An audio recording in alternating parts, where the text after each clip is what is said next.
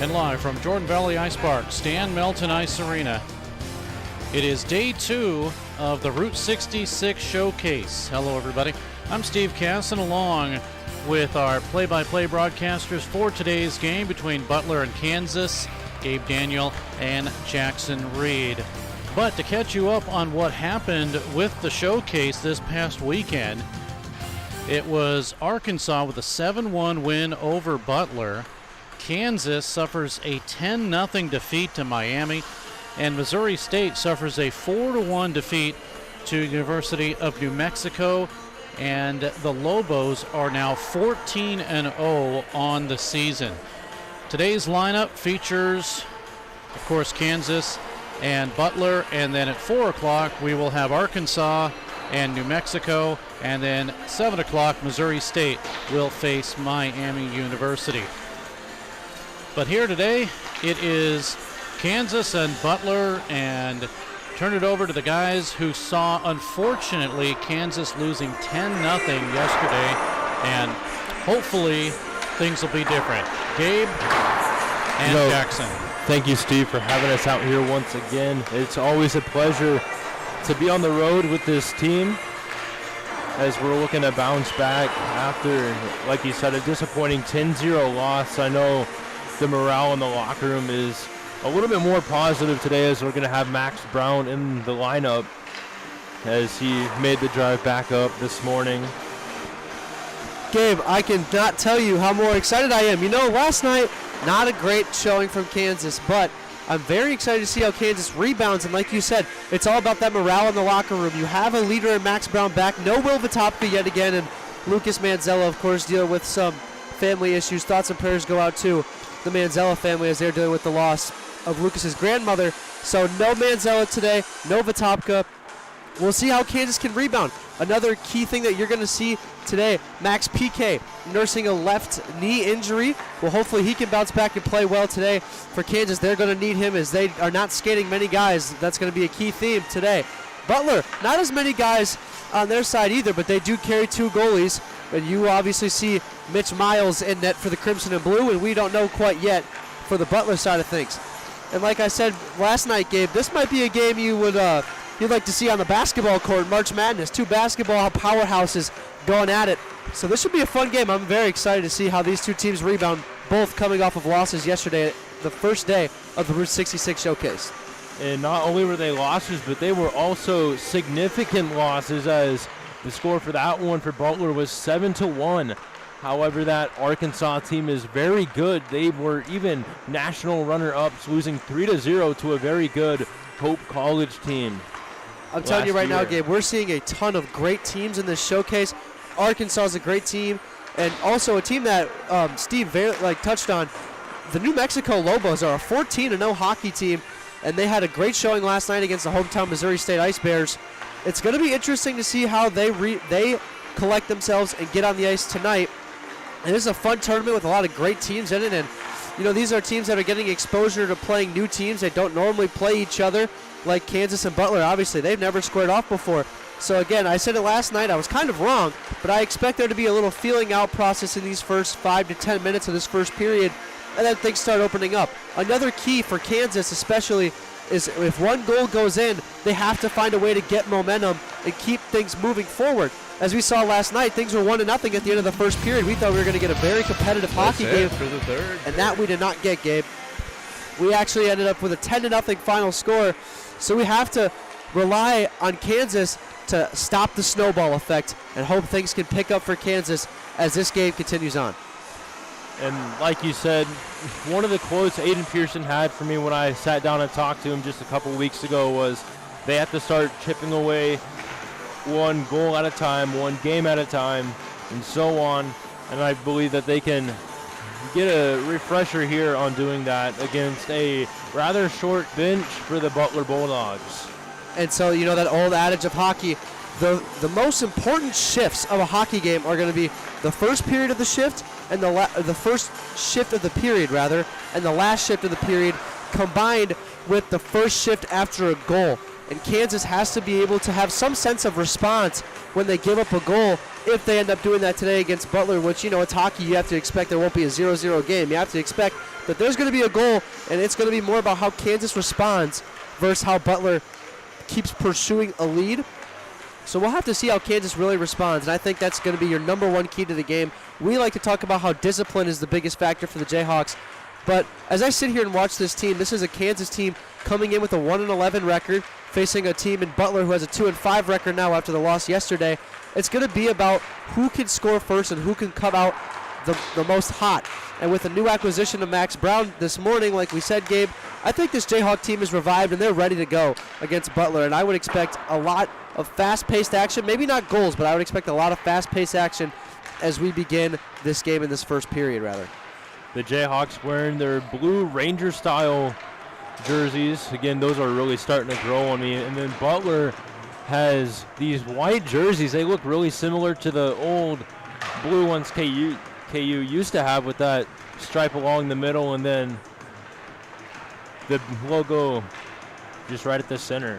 Yeah, Gabe, they're pretty two sharp-looking jerseys we played today. And, if you didn't get a chance to tune into the call last night with Gabe and I, things kind of got a little out of hand in the third period, and we wandered off to talking about the history of the Rock Chalk chant, some fun facts about Miami of Ohio, and we also talked about some key lime pie. I mean, it was really kind of all over the place last night. We hope we don't get back to that tonight. We hope that Kansas and Butler have a competitive game, and I expect that tonight, Gabe. I really think that this is going to be a competitive matchup all the way through, and this should be an exciting one.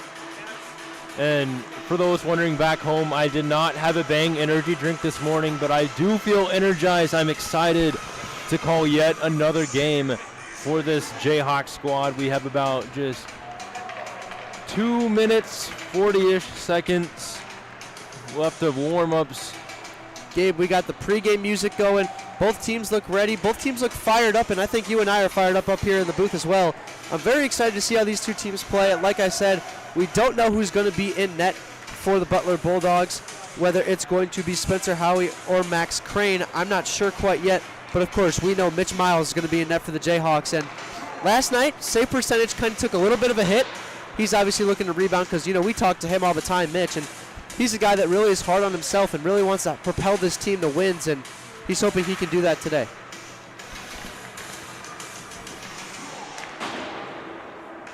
Not sure what the line combinations will be. As you know, towards the end of the game last night for Kansas, they really started to get shaken up.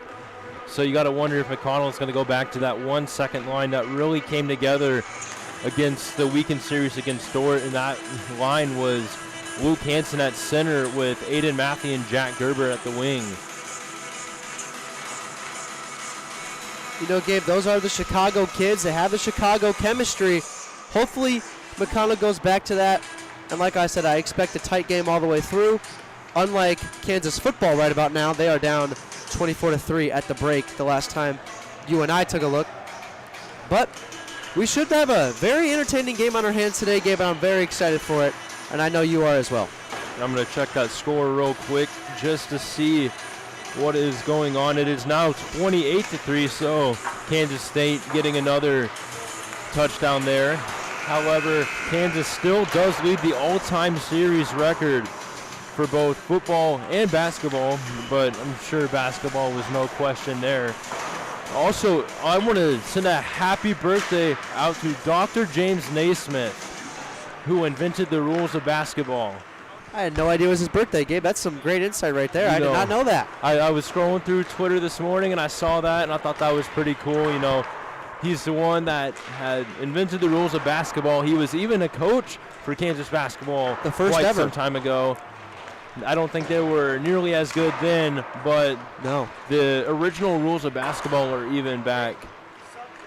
Gabe, the only Kansas head basketball coach to have a losing record. James Naismith, the only of the 8 Kansas basketball coaches to have a losing record for his coaching record. But like I said, Gabe, 2 basketball powerhouses out on the court today. I said court. I'm really into the basketball mindset of things, but on the ice today, rather. But both teams have very historic arenas. If you have ever seen the movie Hoosiers, you have to know about the Butler University Arena. And on the other side, everybody knows the historic Allen Fieldhouse.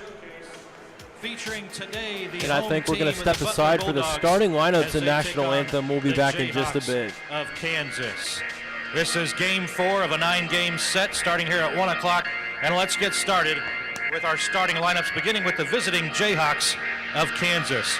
Starting at a forward, number 19, Jack Gerber. Starting at a forward, number 23, Steven Savelis. Starting at a forward, number 9, Lance Medina. Starting on defense for the Jayhawks, number 16, Max Brown. And starting on defense, number 12, Nick Markrander. Starting in net for Kansas, number 30, Mitch Miles. For the home Butler Bulldogs, starting at a forward, number 14, Brett Barnhart. Starting at a forward, number 92, Keenan Donzi. And starting at a forward, number 15, Luco Bentley. Starting on defense for the Bulldogs, number 18, Rory Nutkovich. And number 4, Matthew Marar. And starting in net tonight for the Bulldogs, number 33, Max Crane. Our officiating crew for tonight has referees Mark Marzola and Terry Farrar, and linesmen Corey Penalty Shot Rickerman. And now, ladies and gentlemen, please stand, and gentlemen, please remove your caps for this afternoon's playing of the national anthem.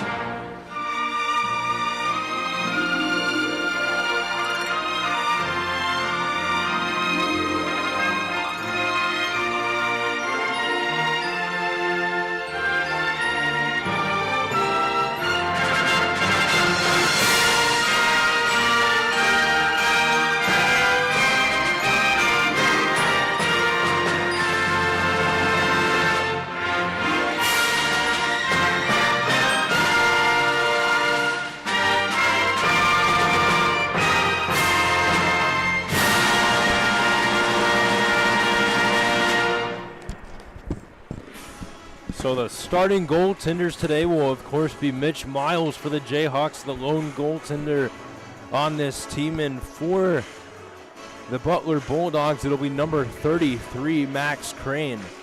Max Crane, a freshman from Delaware, Ohio. 5'8", 140. He's played 2 games so far with a record of 1-1 with a goals allowed average of 6.66 and a save percentage of .759.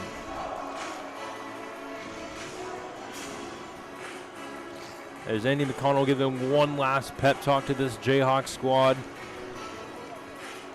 trying to tell them that it's a new day, it's a new game, and they're fired up. It's going to be the Chicago line starting things off. It'll be Steven Chevelis at center with Jack Gerber and Lance Medina at the wing. Back at the blue line, it'll be 2 St. Louisans, Nick Markrander and Max Brown. Game for Butler, it looks like we got Keenan Dons playing center and Luke Bentley over there on that far side wing. And the wing on the far side is going to be Brett Barnhart. So that's the starting 3 up front for Butler. And a quick wraparound shot there by Jack Gerber here just about 15 seconds in, missing the net. However, the Jayhawks unable to hold the line there, and Steven Chevelis already laying the body as Butler will get an icing call. And those 2 starting defensemen this afternoon for the Bulldogs is going to be the captain, number 4, Matthew Morrow. And it looks like it's going to be number 18 on the other side of the defense pair. And that's going to be Rory Nutkovich for the Bulldogs. Now it's going to be Lance Medina battling for the puck, trying to wrap it around the other way. Medina sends it over to Mark Rainer at the point, fires a shot through traffic right to the chest of Crane and held on for a whistle, and we'll get a line change. So it does look like that second line was shaken up just a bit. It's going to be Alex Adler out there instead of Jack Gerber. Okay, this line's going to be huge for the Jayhawks as you have, that's Luke Hansen playing center, and then of course the 2 D-men back there and Max Brown. And a nice hit there by Max Brown right by the bench, as that's one way to welcome him back into the lineup. As it's chipped into the zone. Racing after it for the Bulldogs is Bultima. Bultima coming up with it. Wraparound shot. Hit a man up front. Now Max Brown will get it out for the Jayhawks. He'll chip it off the glass, trying to find Alex Adler. But the Bulldogs will dump it back in. Racing after it in the corner, Max Brown. He's pressured off there by Alex Kim. Now Luke Hansen gets a piece of it. And a nice poke check up front, and then missing the net off the rebound was number 22, Alex Kim. Kim now passing it to the point. The cross over to Derenik. Then Mark Renner trying to play it off the boards, getting it out of the zone. As it's then sent around over to Aiden Matthey. Matthey takes a hit there. Slow to get up.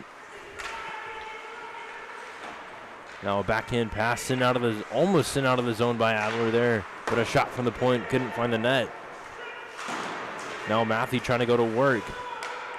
As Butler still able to hold the line, Matthey was able to get it out of the zone, forcing Butler to regroup, and there's going to be a line change there. Matthey's now going to charge down on the left wing with it. He'll send it around the boards where Max PK will pick it up. PK try to send it back the other way, but it goes right to the tape of a Bulldog, and they'll skate it out of the zone. Now Williams right out of the bench. It's going to be too many men.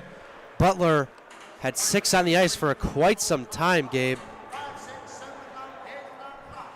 So the Jayhawks getting an early chance here on the power play. No, I'm sorry, Gabe. I'm mistaken. I meant Butler. I did not mean to say Butler. Kansas had too many on the ice for quite some time, as they're trying to get Aiden Matthey off the ice and trying to sub some units onto the ice. Just a little bit of confusion, and now this penalty kill is going to have to show up early. So Butler will get an early chance on the power play.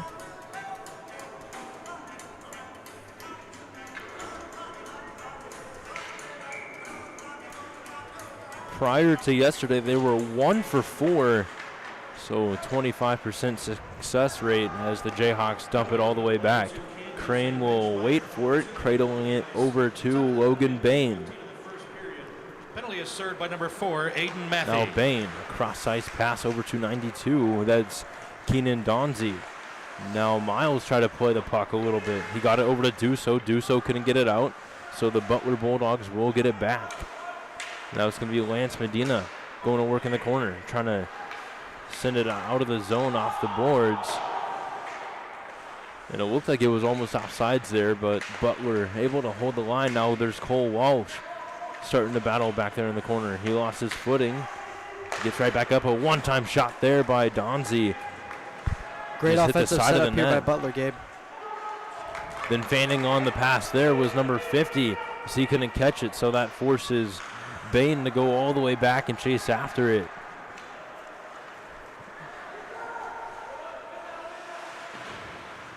Duso able to shake off a hit, and he'll send it around trying to find Ciavelis. As it'll be Murat with it now. Murat gets it passed right back over to him. As Duso tried to feed the puck over to Luke Hansen, but it's able to be held in by Butler. A near goal there, but Miles got a piece of it with the glove. And a good break up in the slot there by Duso. Gerber tried to play it out of the air, but he fans on it. Able to shake off a hit. Now Max Brown will dump it all the way back with 12 seconds left to go on the penalty assessed to Matthew. The Bulldogs will choose to slow things down as Bain will get the breakout going as it's passed over to Bultema, who then gets over to Molinaro. Molinaro tries a shot held onto there by Miles and covered for a whistle. Perfect timing for a whistle for the Jayhawks, Gabe, as Matthew comes out of the box. Now you can get the line of guys you want out there right now as you see PK Fontanetta and that's Aiden Williams come out on the ice for, that's Ben Williams, I'm sorry, coming out for Kansas. As the faceoff is won back over to Ben Williams. Ben Williams leaves the puck for Max PK, who then dumps it into the zone. Holding the line there was Williams, but it's forced back in by Hester. Now a cross-ice pass, then forced back the other way by Max PK. Over to Logan Bain. There's a collision in the corner. Couldn't tell who all was involved there. Looked like Ben Williams wasn't. He was just getting up. But the Bulldogs will start a breakout, and there's PK with a nice hit there by the hash marks. And then getting the puck out of the zone was Brandon Fontanetta, as it's just stripped away from him with ease. Fontanetta gets it right back, moving in, tries a shot off the pad of Crane and sent the other way. Dodging a near hit there from Gerber was number 13. That's Evan Halligan. Now Chevelle is able to get the puck out of the zone. It was a headman pass up for Gerber. Gerber wins the race over, shoots. Oh, and it's held on to there by Crane. It looked like Gerber had a near goal there. Gabe, just patience was the point right there for Kansas. Gerber had it out in front, just had to wait 1 or 2 more seconds, and he would have had that left side of the net entirely open. Just got a little impatient and maybe a little bit too close to the goalie. And a good save there for Max Crane, keeping this thing at 0-0. But Chevelis looks like tied up off the faceoff, trying to find Medina there, and he gets taken down. As the physicality is starting to show up just a little early here in this one compared to last night's game for the Jayhawks. And there is going to be another penalty on Kansas.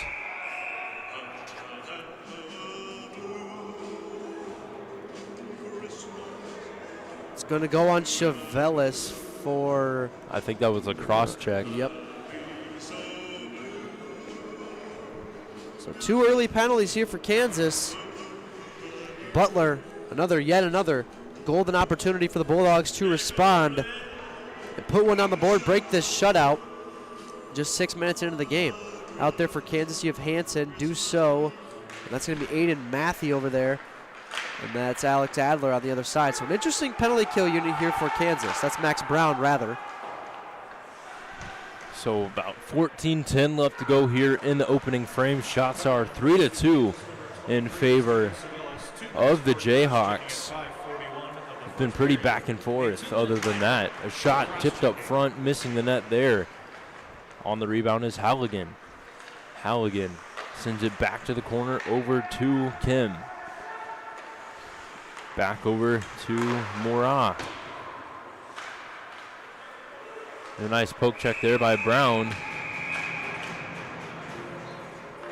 Gabe, yet another prime example of Butler and other teams on Kansas. Kansas allows the power play to set up that umbrella where you're going to see one attacker near the Jayhawk bench on that side of the blue line, one in the middle, and then one toward the boards that are closest to the booth here. And then you set one up in the high slot and one right in front of the goalie. And that's how opportunities attack. And you'll see how Butler sets it up right here. Now Morales shot from through traffic. It looked like it was tipped up front, but it ends up getting sent wide. A shot up front, they score. That time it was number 13. That goal is going to go to number 27 of the Bulldogs, Aiden Molinaro. That's his second goal of the season prior to yesterday, and the Barrington, Illinois native gets Butler on the board on the power play, Gabe. And that's the key for Kansas, is special teams. And not only was Butler able to set up that umbrella-style power play offense that a lot of these ACHA teams run, they were able to spread out the ice and make it more than you would feel and bigger than it would seem. And when the ice is stretched out and you only have 4 guys, it's very tough to cover it all. And Butler had more guys and more room than Kansas did. And that's why you saw Miles get beat. Now Mark Renner shot from the point right to the glove of Crane and held on to for a whistle. So 13-12 left to go here. Shots are 4-3 in favor of Kansas, but the score now 1-0 in favor of Butler. Gabe, this is the big part for Kansas here. You can't let this snowball effect get to you. So if Kansas could put one on to stop the bleeding and tie this game back up, that would be ginormous. And a nice shot there by Gerber in the slot. Just couldn't get it past Crane. Butler goal scored by number 27, Aiden Molinara. Assisted by number 13, Evan Halligan, and number 4, Matthew Marar. Gabe, time of that goal at 6:33 of the first period. Scored in the power play by number 27. Gabe, you've seen great pressure from this Kansas team already, specifically Jack Gerber and Steven Ciavellis. Maybe a little bit aggressive or on the aggressive end as Ciavellis went away for a cross-checking penalty and Butler ended up cashing in on that penalty. But you have to appreciate the hard forechecking effort of this Kansas squad so far, and that's why you see them leading in the shot count. Maybe not in the goal count just yet, but that's definitely why you see the lead in the shot count. So the face-off this time won by the Bulldogs as PK was just right back there behind the net ready to take that puck away, but Butler is able to get it out of the zone. Racing after it's Connor Hester. As he loses his footing there back behind the net. Luckily getting there to help him out was Brandon Fontanetta. Fontanetta is stripped of the puck by Barnhart.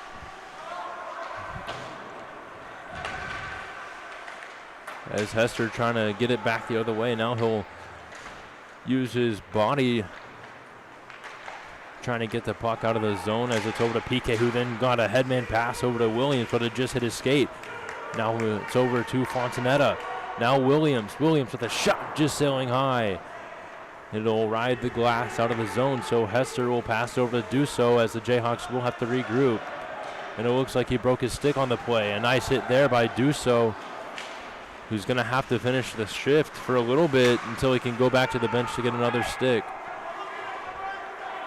Delay penalty for Butler. Mitch Miles will not leave the net, and that is going to be a very obvious cross-checking penalty. That's going to be assessed to, looks like, number 7 of the Bulldogs, Cameron Doreniak.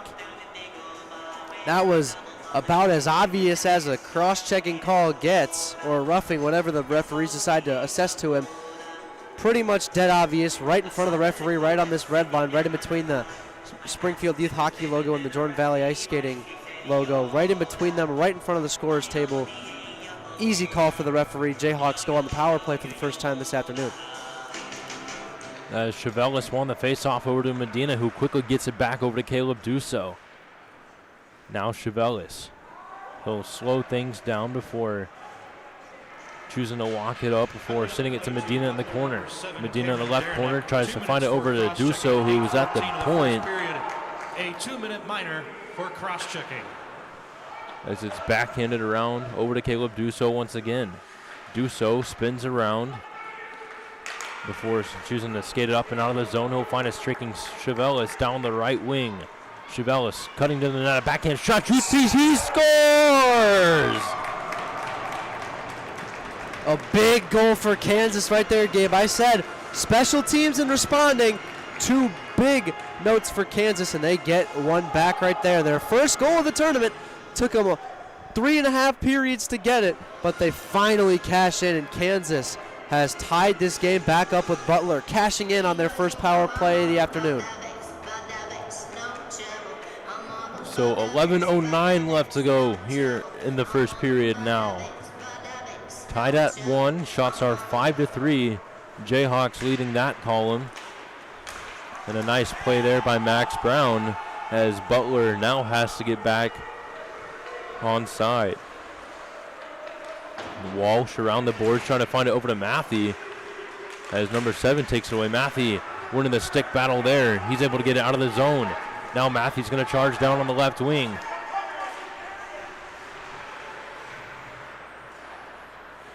Now holding the line was Cole Walsh, who tried to backhand it over to Luke Hansen, and there's another power play coming up for Kansas. Gabe, yet another dead obvious penalty. It was right in front of the referee. Kansas goal scored on the power play by number 23, Steven Chevelis, assisted by number 16, Max Brown, and by number 11, Caleb Dussault. Time of that goal at 8:51 of the first period, scored on the power play by number 23, assisted by number 16 and number 11. And Gabe, yet again, it's just another obvious penalty from Cameron Dureniak. It's another 2 minutes, and now Kansas could really capitalize, go yet 2 for 2 on the power play, but more importantly, take the lead in this game.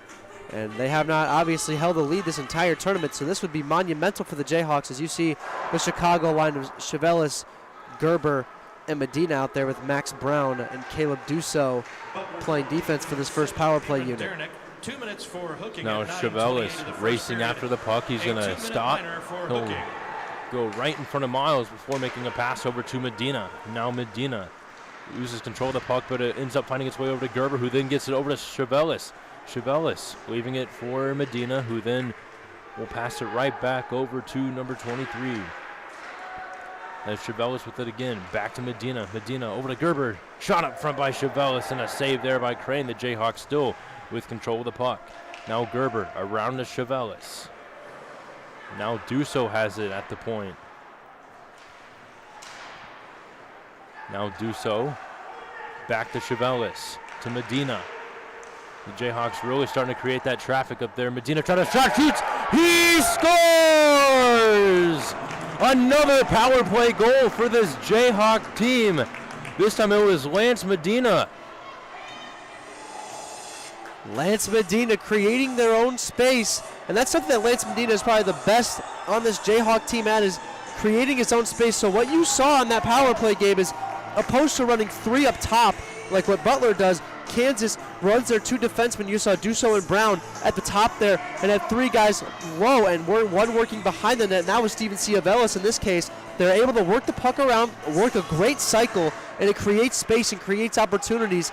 And when you have a guy like Lance Medina on your team who is great at creating space on his own, it makes things really easy. And when you have traffic from Jack Gerber, it creates great shots and great opportunities, and Kansas able to cash in. Kansas goal scored on the power play by number 9, Lance Medina, assisted by number 16, Max Brown, and by number 11, Caleb Dussault. Time of that goal at 10:28 of the first period, scored on the power play by number 9, assisted by number 16 and number 11. And a shot there by Brett Barnhart, held onto by Miles, covered for a whistle. So 9:03 left to go. Now the Jayhawks have their first lead of the weekend, as Luke Hansen will take the draw for the Jayhawks now. It looked like it was Juan back over to Mark Crander, who then backhands it over to Aiden Matthew. Matthew losing control of the puck. He's going to battle along the boards, but it looks like Butler will get the upper hand in this one, but getting to the puck first was Nick Markrander. So a nice hit there by Luke Hansen, frees the puck over, and he's going to go to work back there in the corner. Over to Markrander.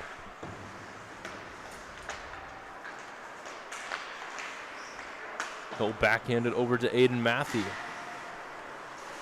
As Butler holds it in, they'll fire a shot. That was Matthew Murrah from the point as it just goes top shelf. And it is now tied at 2 with 8:23 left to go here in period number 1. Gabe, a poor performance for Kansas and getting the puck out. And when you have your captain sitting on the blue line and Matthew Moreau, he's going to take advantage of that every time. And he does right there, going top shoulder on Mitch Miles and pats himself on the stomach pin. That's on me, guys. That's on me. But it's really on the poor execution of getting the puck out of the zone. And Gabe, the traditional rule is the 10-foot rule. If you're 10 feet within the blue line, you have to either break the puck out or break the puck in, no matter depending if you're on the offensive or defensive zone. And that's a rule that Kansas needed to follow right there. And Butler they goal got burned scored on by it. number 4, Matthew Morar, assisted by number 92, Keenan Donzi. Time of that goal, 11:37 of the first period, scored by number 4, assisted by number 92. As the puck went up and out of play, we'll get another stoppage here. So 2-2 our score now, thanks to the goal from Matthew Murrah. Shots are 7-5. Hey, Gabe, I hope you had the over on this game. This one already at 4 goals combined, and we're just over halfway through this first period. We are off and running in Springfield in this afternoon's game. Looked like it was chipped off the boards. I believe they were maybe going for a bank pass to Lance Medina. However, it doesn't connect there as Duso now going to work in the corner, trying to find it loose. Now Chevelis going in to help him out. As it's then wrapped around over to Medina. Medina couldn't get control of the puck. Now it's over to Hester, who's going to have the puck right around the glass. And he'll try to bank it off over to Gerber. Gerber tried to leave it for Medina, who was just cutting in, but couldn't get the right idea there.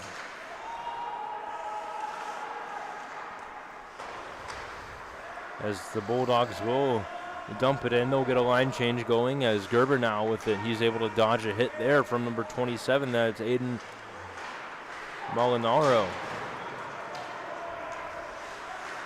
As it's passed over to number 6, a nice pad save there by Miles, and he'll cover it up for yet another whistle. That's a bailout by Mitch Miles right there, Gabe. Jack Gerber, another poor turnover right in front of the Jayhawk bench, and Butler almost cashed that in, but another good leg save by Mitch Miles. We keep this thing at 2-2.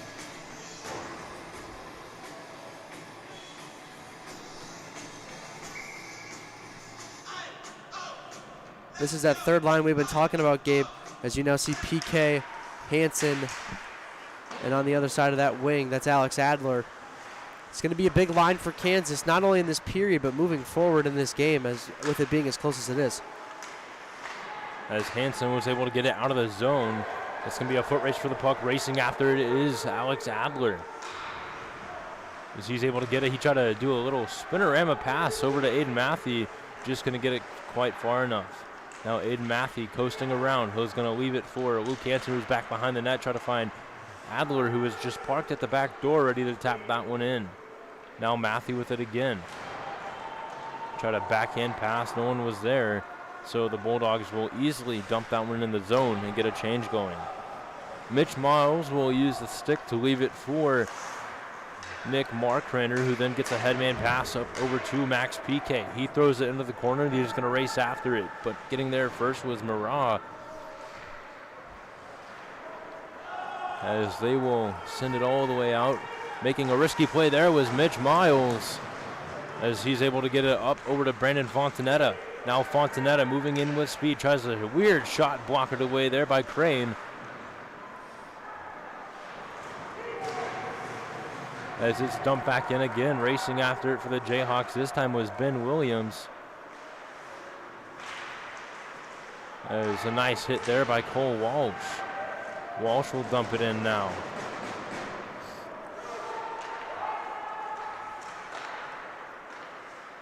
Now the Bulldogs really starting to struggle to get it out of their zone or maintain control once they do, as PK has it.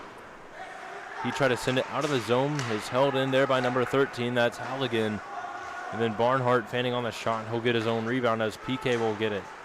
Across the ice over to Ben Williams, he'll tip it into the zone. and he'll decide to get a line change going for the Jayhawks. Gabe, we've seen great examples of that Jayhawk forecheck, not even from that first line that we were talking about, but that third line, like I've been mentioning, forechecking been big for them.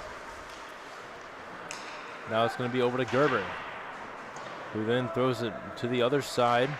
Looked like he was trying to find it over to Lance Medina. Now Medina. It's a little bit of back and forth. Both teams struggling to maintain control of the puck, and a nice stick lift there by Cole Walsh. Make sure that number 51, Luke Bentley, won't get the puck, as Lance Medina will skate it out for the Jayhawks. As he'll throw it on net, it looks like Crane played it to the corner, as Medina will wrap it around over to Gerber. Now Gerber up to Chevelis. He couldn't catch the pass, so it'll find its way to Medina, who then give it right back over to the Bulldogs. Now Bentley coasting around the net, try to backhand wrap-around shot, but it looks like Medina was able to block it, then sending it around over to Gerber. It was tipped up front, just sliding through the crease, as Caleb Dusso will chop it out of the zone. The puck's going to be rolling. No icing, though. This time it'll be Marat skating it out for the Bulldogs, as they'll get it in. Jayhawks trying to break it back out. Looks like they were trying to wrap it around the boards, finding Jack Gerber, but it goes all the way back again. No icing on this one.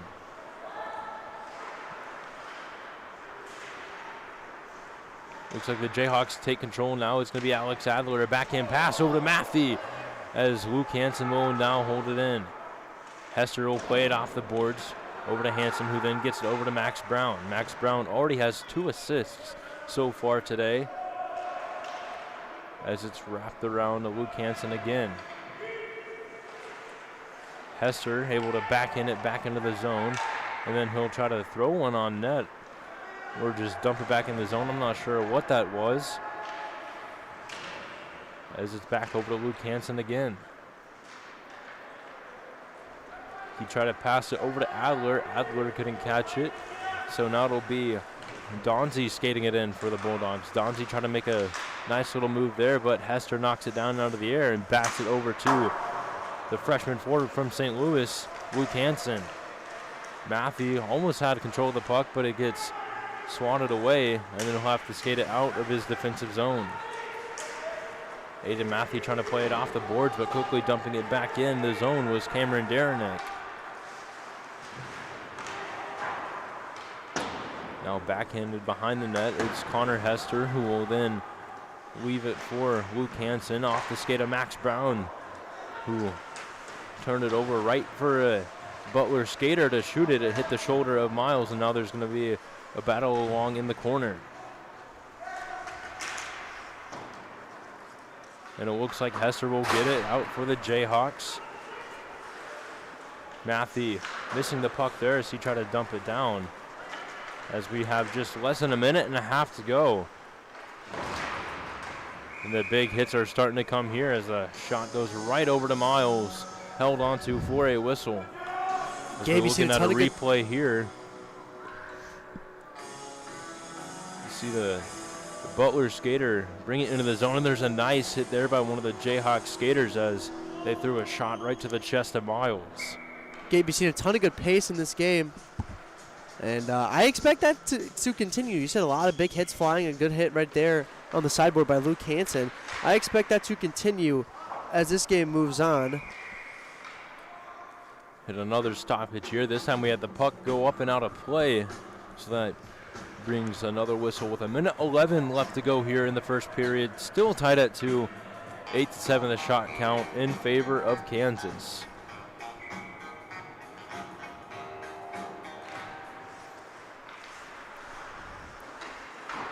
So Cole Walsh going to battle back in the corner.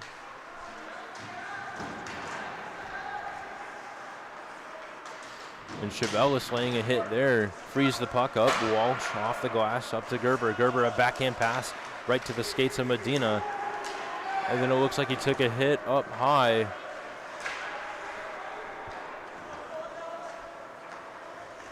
The couple of Kansas fans in attendance wanted a call there. Now Medina trying to play it off the glass, making an attempt to get it out of the zone. But there's Morale with the shot just sailing high.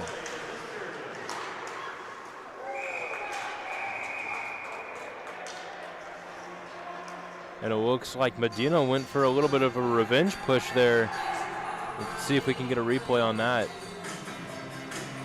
So right up here, Medina took one right up high. They got the glove just right to the helmet. So he went after 51, just gave him a little push like, hey, what was that about? And then 51 wanted to keep it going. Gabe, there's a discussion amongst the referees right now. I'm not sure if they're looking to assess a penalty or what the conversation is about, but our three referees are having a conversation at the moment. Like you said, Lance Medina, and that would have been Luke Bentley of Butler, getting into it a little bit as referees go over to the Jayhawk bench. I'm guessing that they're going to assess some warnings and let them know that the referees aren't going to have that, especially with 40 minutes left in this game. So 25.7 seconds left of this period. We're tied at 2 on the scoreboard and tied at 8 in the shot column.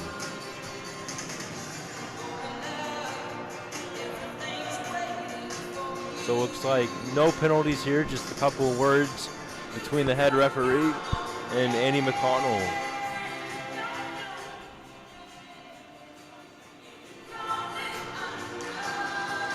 As the face-off was won by the Jayhawks, quickly taken away there by the Bulldogs. Fanning on the one-time opportunity there was number 23. And a nice hit there by Luke Hansen, preventing the Bulldogs from making a play. It's going to be a breakaway for Adler in the clear. A backhand shot just sailing wide.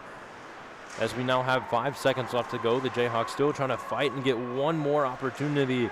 However, they won't be able to do so. And we will send it over to Steve Casson as we are tied at 2. Next, guys, as you mentioned, a 2-2 game after one period of play. Butler gets on the board first with a power play goal. Molinaro with his second of the season. Halligan and Murrah with the assist, 1-0. At 8:51, Kansas on the power play. They tie it up. Ciavalis' 12th of the season. Brown and Dussault with the assist. It's 1-1. And then at 10:28, another power play goal for Kansas. They are 2 for 2 on the power play today. Lance Medina gets his second. Brown and Dussault with the assist, 2-1. And then Butler ties it up at 11:37. Murrah with his first. Donzi with the assist, 2-2 after one period of play. Mention the power plays. The Jayhawks are 2 for 2 with the man advantage. The Bulldogs are 1 for 2. And shots on goal, Max Crane faces 8 Kansas shots, and Mitch Miles faces 8 Butler University shots. We will take a break, and when we come back, the guys will be back with period number 2 coming up in just a moment. It's the Route 66 Showcase live from Jordan Valley Ice Park and the Stan Melton Ice Arena.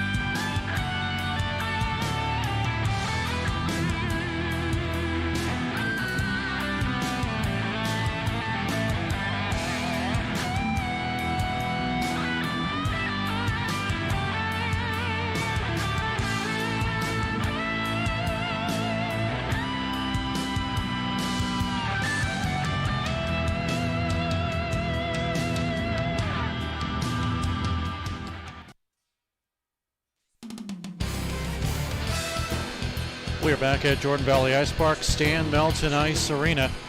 It is a 2-2 hockey game between Butler University and Kansas University as the players have made their way out onto the ice, and we will join the guys calling the game, Gabe Daniel and Jackson Reed. So far, a much more exciting game than last night. I mean, first off, Kansas didn't get shut out, so that's the first victory. Hey, Gabe, I consider that a win, and you know what? I don't think we're going to have to go into our key lime pie and rock chalk chant history like we did a night ago when the Jayhawks took on Miami of Ohio. I don't think we're going to have to do that, which I consider that a win. I don't know, but I'm very excited. And one thing that I'm going to keep my eye on, especially in this period, is right there. You just saw it. Steven Chevelis, was talking to the referees, and they said that Steven Chevelis kind of riding that thin line and metaphorically and literally skating on thin ice with these officials. So we'll have to see what they do in regards to Steven Chevelis. That's a guy on this Kansas team that plays hard, and you know he might get in the mix of things and might get some penalties called on him, but obviously from the Kansas perspective, you hope that does not happen. From the goalie standing of things, you have Mitch Miles at the south end of the rink, and then toward the north end of the rink, you have the same goalie for Butler. That started the game, the Delaware, Ohio native, freshman Max Crane. And we have Andy McConnell giving some few last words as the Jayhawks are looking to break this tie. If you're Andy McConnell, you have to be proud of how disciplined the Jayhawks stayed, especially after that knee that Lance Medina took. And Gabe, it's all about responding for Kansas this year. Not in this game, not in this period, this entire year. It's been all about responding for Kansas, and you hope that they can continue to do that in this game, and of course moving forward with the rest of the year, as Kansas is going to start with that Chicago line of Jack Gerber, Lance Medina, and Steven Chevelis. At defense is going to be Mark Crander and Brown, and of course in net Mitch Miles. Butler looks like they are going to start out the period with number 18 on defense, Rory Nukovic. Number 92, that's going to be Keenan Dons playing center. At 27 on the wing, you got Ada Molinaro, who's got a goal tonight. And on that far wing toward the benches, you got number 51, Luke Bentley. So those are starters for this period for each side as Bentley fires a shot. And I'll turn the play-by-play over to you. You're much better at that than I am. So Lance Medina picking it up right off the get-go. It's going to be over to Gerber. Gerber trying to make a fancy move there. Loses control as it was kicked away. However, the Jayhawks do keep it in as Max Brown force-fed it back in. Now it's going to be back over to Bentley. Bentley, the one who took that hit on Medina earlier. You could tell they were exchanging a couple of words at the opening faceoff. Maybe an apology, maybe a couple of plans for after the game. Who knows? As it was forced back in the other way, it's going to be Max Brown with it now. Brown skating it the other way. He's going to chip it off the glass, trying to find Gerber, who then gets it over to Chevelis. Chevelis now shoots one off the post. Looked like it almost went in. Gabe, that one had a real chance. A nice shot by Steven Chevelis coming down from the blue line and letting it fire at the top of the circles, trying to put something on net. Just missed the mark there for Kansas as Butler turning an opportunity now, moving into the offensive zone. And it looks like Max Brown back on defense, pressuring number 23. That's Benj Bultima, and taking that shot. As it looks like maybe a shot from the point hit a man up front, and it forces it back over to number 19 for the Bulldogs. Puck's loose up front. The Jayhawks able to get it away off the glass and intended for Gerber. And it will go all the way down for an icing. So the Jayhawks couldn't complete the line change as Jack Gerber's still out there. Gabe had a very intriguing first 2 minutes of this period. Now you got Gerber on the far wing side that's got tired legs. That's going to be something that Butler is definitely going to use to their advantage here as they obviously get to change and set up their offense. I expect them to do that here with the three on the top as you see 13, 8, and 7 surrounding that perimeter for Butler. And it looks like Gerber is going to get a puck out of the zone. It was going to be a foot race for the puck, but he was going to at least get a piece of it, so he was able to advance it in. Now holding the line there was Dusso. And it looked like, I guess they were offsides. It looked to me like it was for sure in, but however, a costly turnover there. It gets the puck over to Alex Kim, and he makes it 3-2. Gabe, that's a prime example of turnovers you just can't have. Caleb Dusso walks into the blue line. Referee calls offsides, has to leave the puck alone, or you're going to have a whistle, and then they take it down the other way, and I think that goal is going to be credited to number 22. That's Alex Kim of Butler. Just turnovers you can't have, and even if you're Caleb Dusso right there, maybe even touch up the puck and get a whistle and reset some things, get some new guys on the ice. Unfortunate mistake by the Waukesha, Wisconsin native, and now Kansas finds himself down a goal. Now PK chasing after number 20. He almost put himself into the bench, and he's going to hear it from the Butler bench as he skates by, but the puck does find its way over to Ben Williams. And a nice hit there on number 8. The Jayhawks getting it back. Fontanetta backhanding it the other way. And it looks like there will be a penalty called on Kansas. Gabe, am I the only one that senses a little rivalry building right now? I mean, you got hits flying back and forth, a high-scoring game. This has got all the elements of a rivalry game that you just love to have, as this is going to be number 3 of Kansas that goes off for the penalty. That's going to be Ben Williams.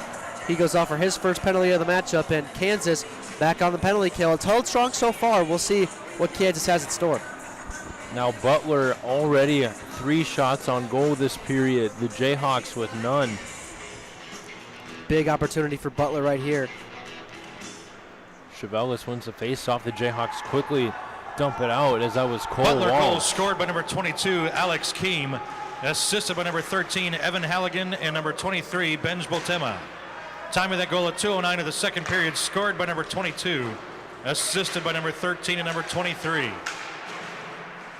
After the goal, penalty on the play to Kansas. Now it's going to be number 27, that's Molinaro, passing it over to Bultema. So Williams' penalty was a cross-check. There's about a minute and a half left on that one. Now it's going to be Murrah with it. Murrah tried a headman pass, a nice block there by Markrander as Matthew will dump it back in.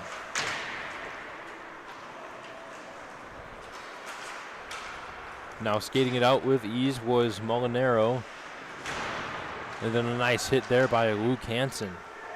A shot from the point through traffic, kicking it away was Miles, and off the rebound, a backhand pass couldn't connect there. The Jayhawks get it out of the zone, but it's going to be a foot race for the puck. Racing after it was Luke Hansen. The puck ends up going to the bench, and a nice catch there. I think that was Connor Hester. Glove save and a beauty by number 22. But Gabe, something that I've noticed right now, this was obviously blown down for a hand pass on account of Butler.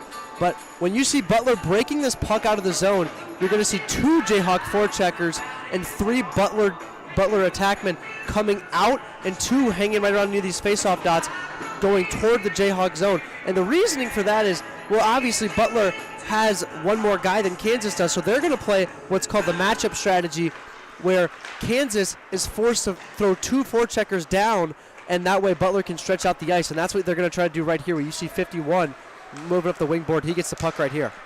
And you could see Chevelis talking to Medina, telling him, he's like, hey, take him. And it pressured number 51 into making that pass.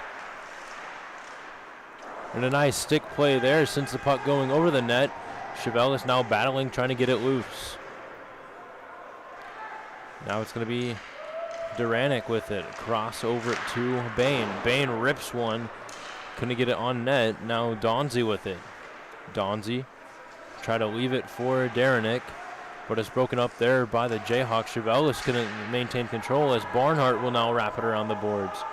Now Morgan is able to clear out of the zone, and that'll be another successful penalty kill for these Jayhawks. As Bain up to Barnhart. Now Barnhart try to pass it over to Bentley, but then the puck finds its way over to Hester, who then try to wrap it around over to Luke Hansen. As it's forced back in the other way. Now Connor Hester on the puck again for the Jayhawks. So it looks like he fanned on an original pass trying to get it out, but it's turned over right to Bentley, His shot couldn't find the net there. Now Hansen trying to send it out of the zone, but he gets double teamed as the Bulldogs still maintain control. They'll pass it to the corner. But then getting it out was Max Brown. It looked like a headman pass, and it's going to go all the way down. No icing as Jack Gerber wins the race. Nice backhand shot. Oh, and it kicked away there by Crane. Up front over to Matthew, who just couldn't put it home. So 2 great chances there for the Jayhawks.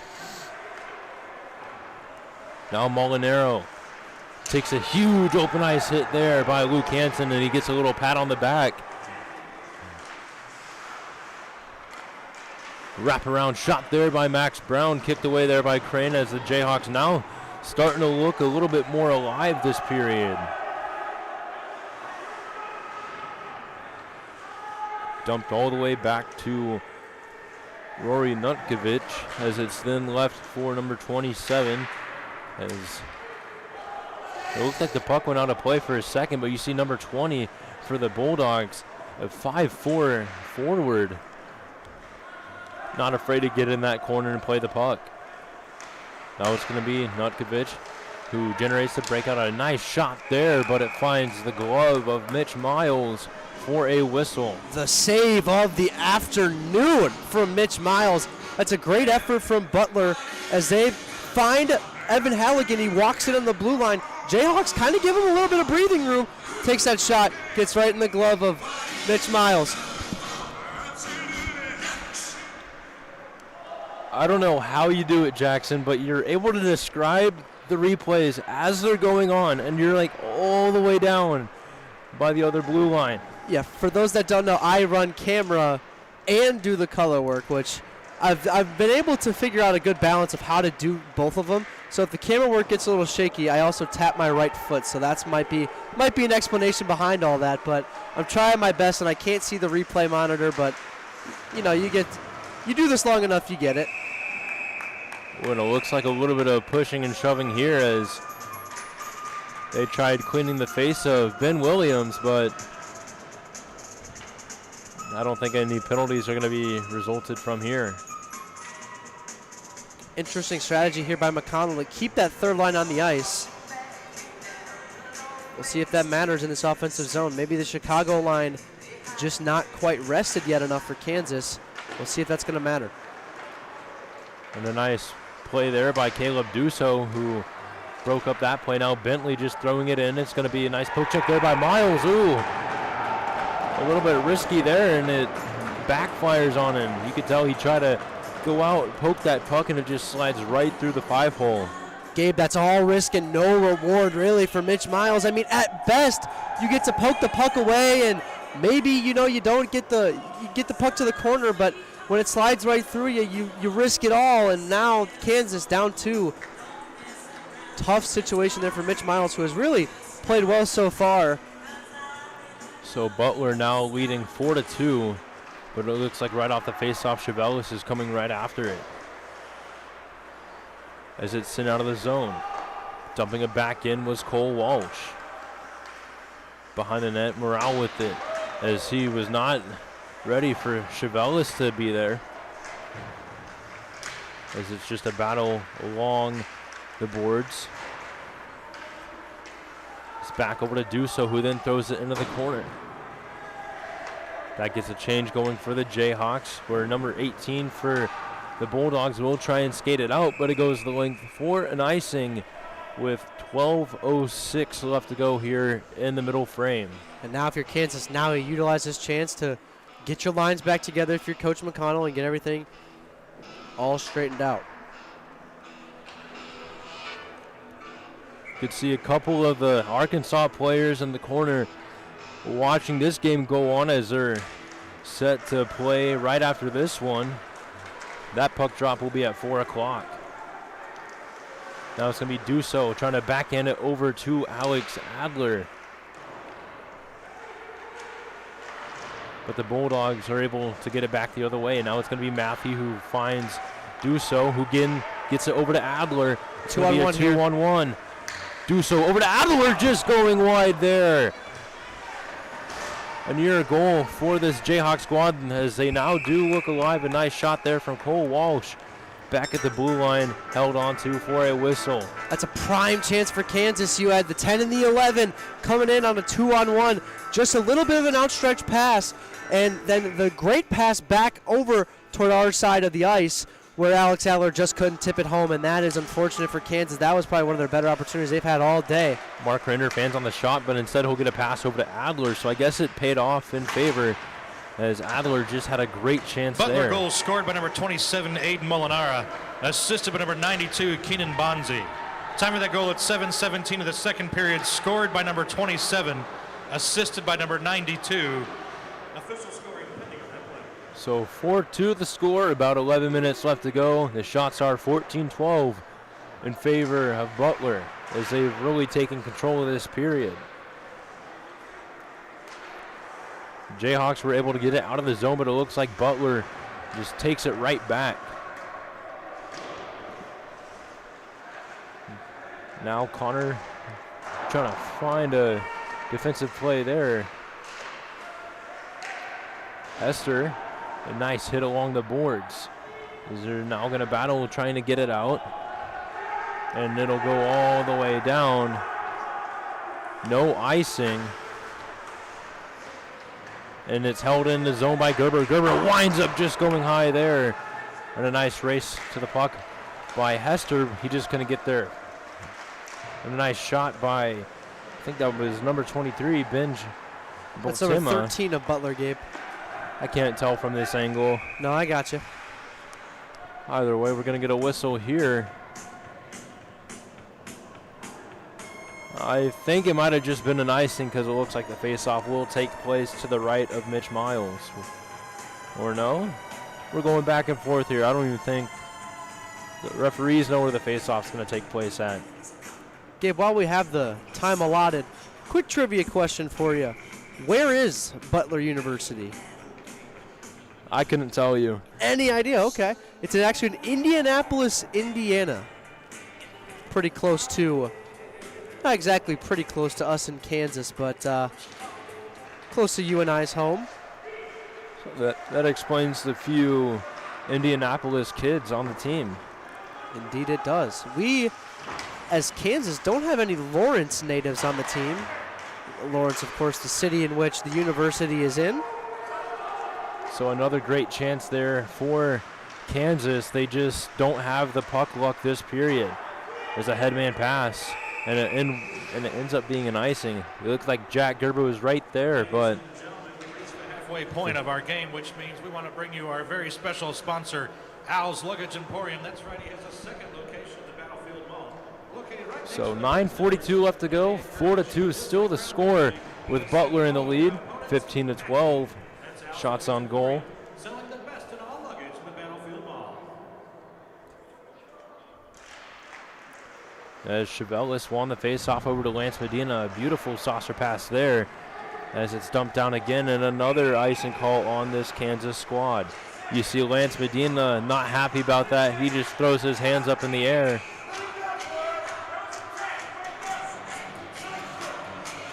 Kansas fans wanting a tip on that one, Gabe.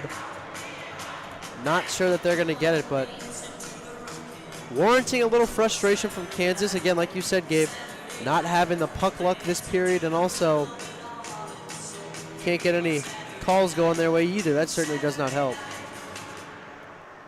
And you could tell Chevelis not happy with that face-off right there, as I don't think he was set quite yet. However, the linesman still dropped the puck. So Kansas is going to bring in a new line. That's that third line of Max PK, Aiden Matthey, and Ben Williams. I think that's Brandon Fontanetta and Ben Williams. You're right, Fontanetta's on that far wing closest to us. No Max PK. No, PK's at center. I don't know who I'm missing, Gabe. PK, Williams, Fontanetta, and back at defense are Dusso, and I think that's Brown. Yes, it is Max Brown. He's Over on the made, far end, and PK takes a spill. Oh, man. looked like he got up right away, though. That's good to see, as Dusso is going to turn on the Jets. He's just going to go right down the center. Dusso try to backhand pass it over to William. Dusso shoots. He scores! The Wisconsin native gets Kansas right back into this one, cuts it in half, kind of loses the puck, tries to go inside, outside, right through the center, loses the puck at his skates, turns around, says, hey, I'm going to fire this thing, goes right through the legs of Max Crane, and all of a sudden, Kansas, who had been kind of down and out this first half of this period, is right back in this game, just down a goal.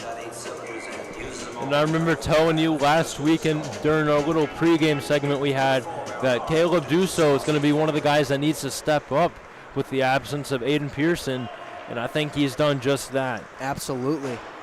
As it's dumped into the corner, racing after it was going to be Aiden Matthew. He'll use his body against the boards, holding the puck into the zone, and a nice job there by Luke Hansen to keep it in for just a little bit, but Butler will take it back, and they'll finally dump it into their offensive zone.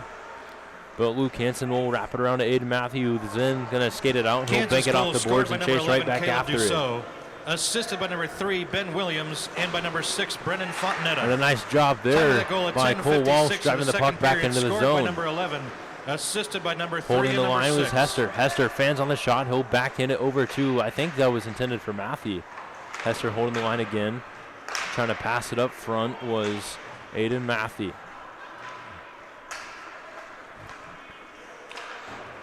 As Butler still trying to break it out. They fan on it. Luke Hansen holding it in.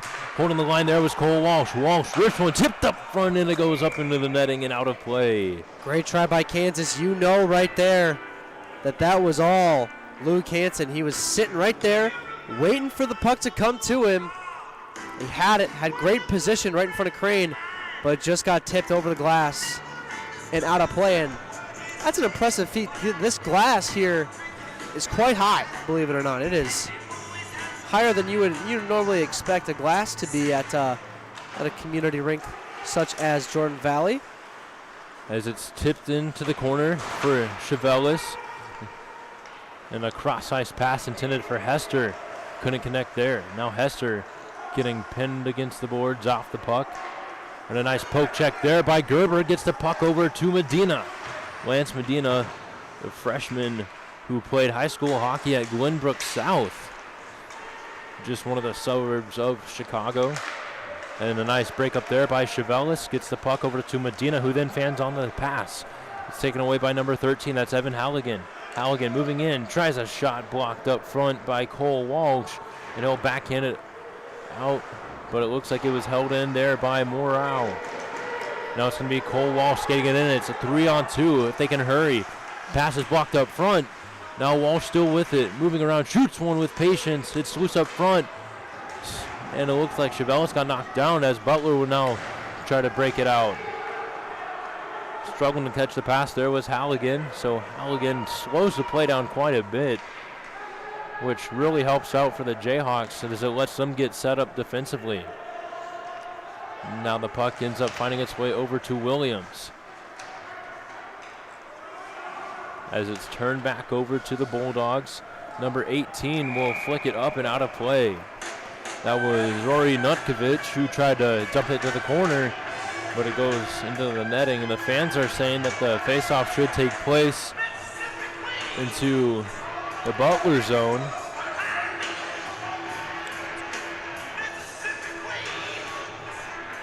Yet another conversation among the officials, Gabe. And they're going to stick with their original ruling. That third line yet again out there with Mark Craner and Brown on defense. So 6:32 left to go here in the middle frame. 4-3 the score in favor of Butler. Now Bentley, a backhand shot just sailing wide. As it'll now be Barnhart with it. He's chopped off the puck there by Max Brown, who tried to wrap it around the board, sending it out, and a nice drive from the point there by number 8. Miles jumping out on top of it and holding on for the whistle. It's a great cover by Mitch Miles. That way it allows Kansas A to set up a defensive zone, sense of attack, and set up their defense, and also they get that new line change. And Butler not going to flinch. They're not going to change anything.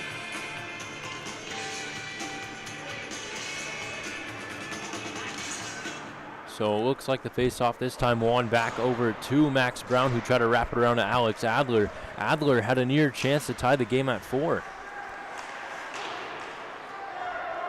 Almost a big hit there by Markrander,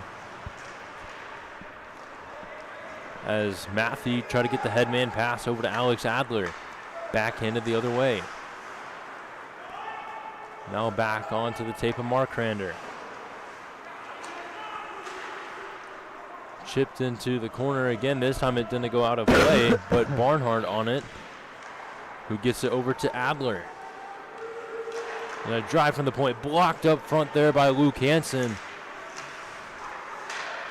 Adler poking it loose over to Matthew. Matthew tried to feed it right back over to number 10 for the Jayhawks.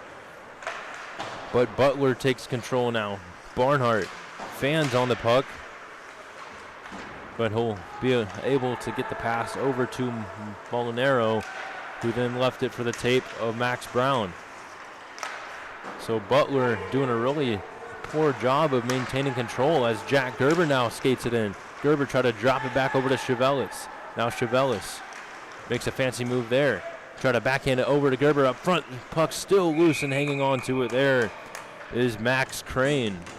Good save by Max Crane, and you've seen it from the Jayhawks, especially earlier in the game. Caleb Dussault, you never know when a shot's going to come. It's a lot like Patrick Mahomes. You know, you never know when the ball's going to be thrown. So Max Crane been on his toes all day long, especially in that offensive zone. And you never know when Kansas is going to fire a shot. Yet another unexpected shot hits off that right blocker of Max Crane. He's able to cover and get Kansas. So 4:48 left to go here in the second period. Shots are 17-16. Kansas starting to catch up this period. A shot from the point there by Caleb Dussault, right to the glove of Crane for yet another whistle. Butler looks like they're going to make two substitutions. 7 and 13, Cameron Dreniak and Evan Halligan will check in, as well as Benj Biltema will check in. So a new line for Butler out there against the Chicago line of the Jayhawks, with Cole Walsh and Caleb Dussault playing defense. And a nice shot right off the face-off there by Jack Gerber as it just hit the stick of Crane. Now Dussault catching that puck at center ice as he'll skate it in now. Caleb Dussault moving around. He's going to butt and hook in the corner, trying to find Chevelis with it. Now Chevelis trying to battle, get it loose. The puck's going to bounce, and it'll find its way over to Cole Walsh. Walsh over to Gerber. The two Illinois natives, I'd say Chicago, but Cole Walsh is actually from Joliet, Illinois. He played hockey all his life, I believe, with the Joliet Jaguars club team. As it's taken away there by Nutkovich. And then Medina trying to poke it loose. They're able to get it out of the zone, and it looks like taking a tumble there was number 13, Evan Halligan. A nice spinorama there by Marat.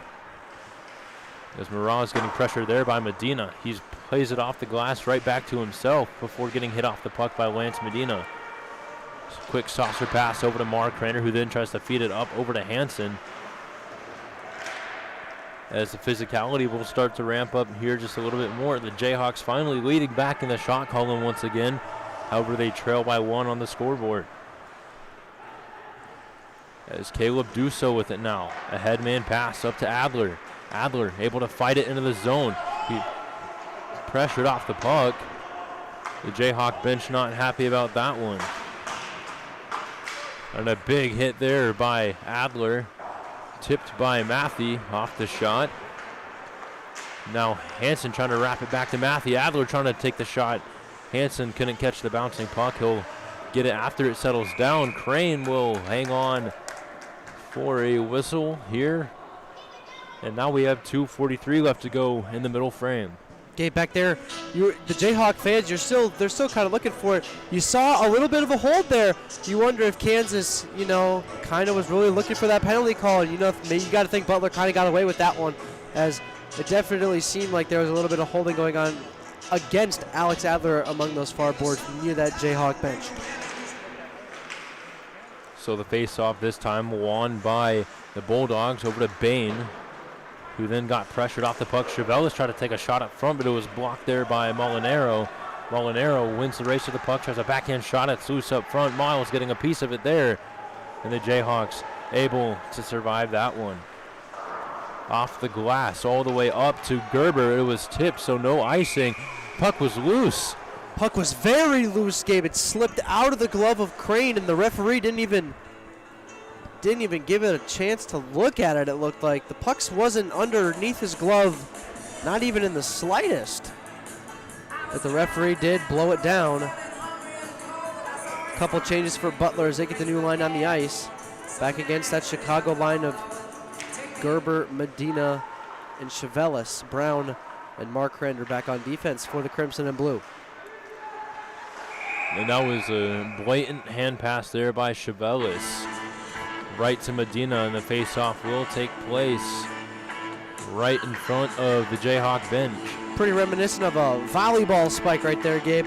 Puck goes up and he just, snap the wrist, get the ball over the net. That looked a lot like what Steven Chevelis was trying to do right there. Puck goes outside the zone. And now Kansas has to give themselves a reset as Brown takes a spill. So diving onto his chest, he was able to poke that puck into the zone, as it's going to be Mark Rander on it now. Mark Rander wrapping it around over to Morgan, who then is able to tip it out of the zone.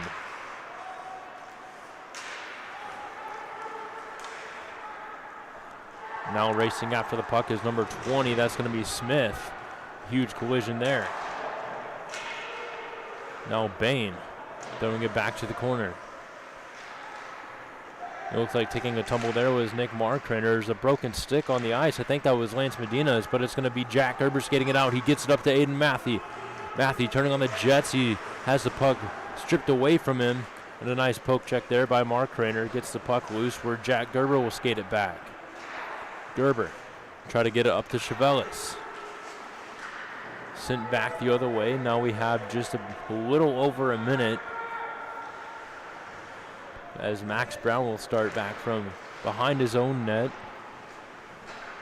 With 55 seconds left to go, it's sent up over to Matthew, who tipped it down. Butler gets it right back. They'll throw it into the corner and race after it.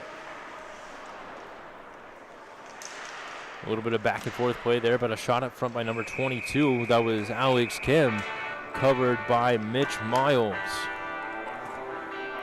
So 40.3 seconds left to go here in the middle frame.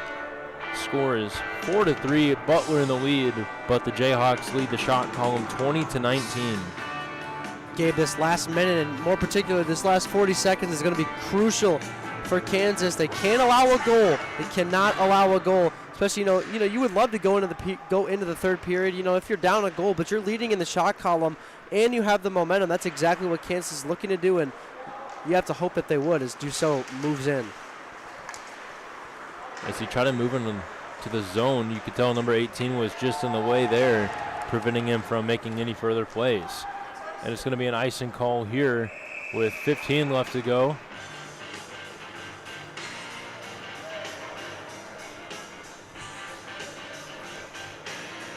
So Kansas is going to end up sticking with Adler, Matthew, and Hansen, with Walsh and Dussault back on defense. Butler is going to go with Alex Ken, Benj Batelma. There's 18 on defense, Roy Nukovic. And the captain on defense, number 4, Matthew Moreau, with Ada Molinaro playing on the near side wing. wing. Face-off won by the Jayhawks. It looked like Dussault's shot was tipped up front. Hansen trying to find it. Walsh now rips from blocked up front. Walsh still holding it in. Over to Hansen. 6 seconds left. Shot tipped up front. Matthew off the rebound. Couldn't get it over to Hansen. And that was a great chance there. There's a penalty on Butler. Game. There might even be 2.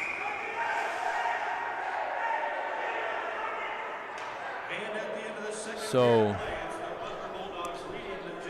looking at the replay there was a big hit along the glass there. Couldn't tell if that was Cole Walsh who took the hit or Caleb Dussault. We'll figure out the penalties once we're back for the third period. Until then, I'm going to throw it over to Steve Casson for a little intermission report. 3 goals in that period, and we end 4-3 with Butler University hanging on to the lead. Came into the period at 2-2, but Kim gets his 4th for Butler at 2:09. Halligan and Bultema with the assists. It's 3-2, and then Butler's Molinaro gets his 2nd of the game, third of the season at 7-17. Donzie with the assist, 4-2. But Kansas, that is, comes back Dussault at 10:56. Williams with the assist. There is another one, but we'll have to double check. I think they're checking on the additional assists on that goal.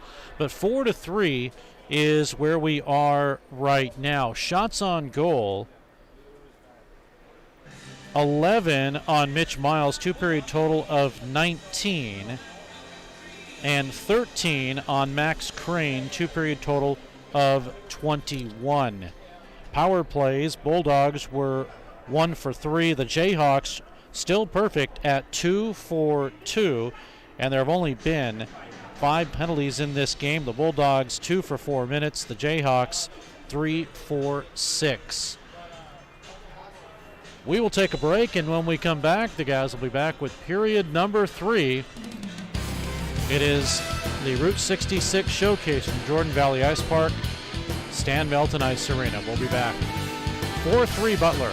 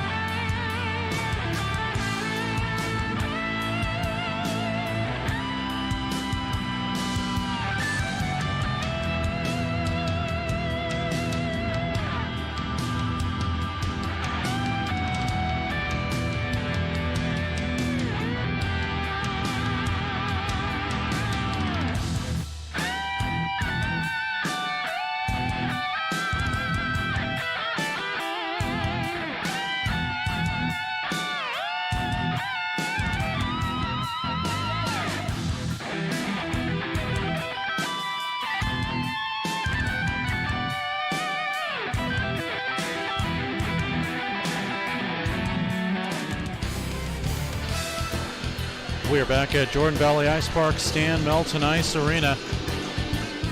For the start of period number 3, it is a 4-3 lead, Butler over Kansas, although the Jayhawks are starting to turn things on. And with that, we'll turn things back over to Gabe Daniel and Jackson Reed. You know, thank you, Steve, for having us out here again and allowing us to call the games.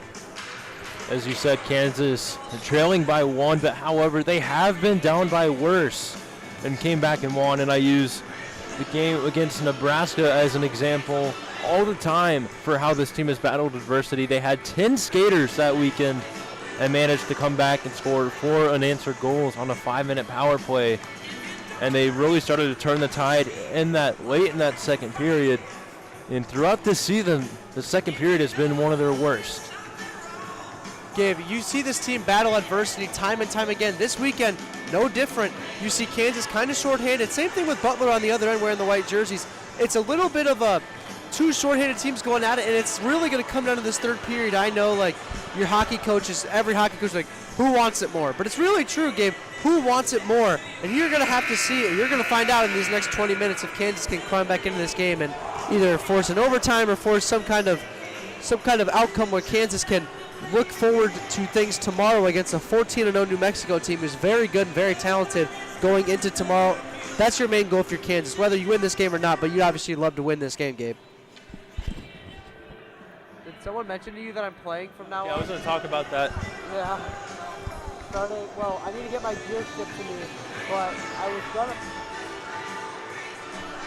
So, looks like the Jayhawks are already lined up and ready to go. So we're just waiting on Butler, and they did get a penalty. I'm not sure what it was, but it was at the very last seconds. I'm sure we'll hear it from the public address announcer here soon as the puck drops.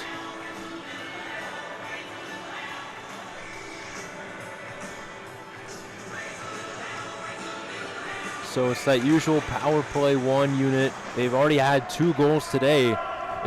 It's the Chicago line with Dusso and Brown back at the blue line. Now Chevelis picks it up. He's going to cut towards the middle and just take it all the way down. Penalty on the play to end the second period to Butler number 27, Aiden Molinara. 2 minutes for cross-checking. That was at the 20-minute mark of the second period, a 2-minute minor for cross-checking. Yeah, so Molinaro cross-checked either Cole Walsh or Caleb Dusso. It was one of the two. And there's one of the Butler skaters taking out 2 Jayhawks with 1 hit.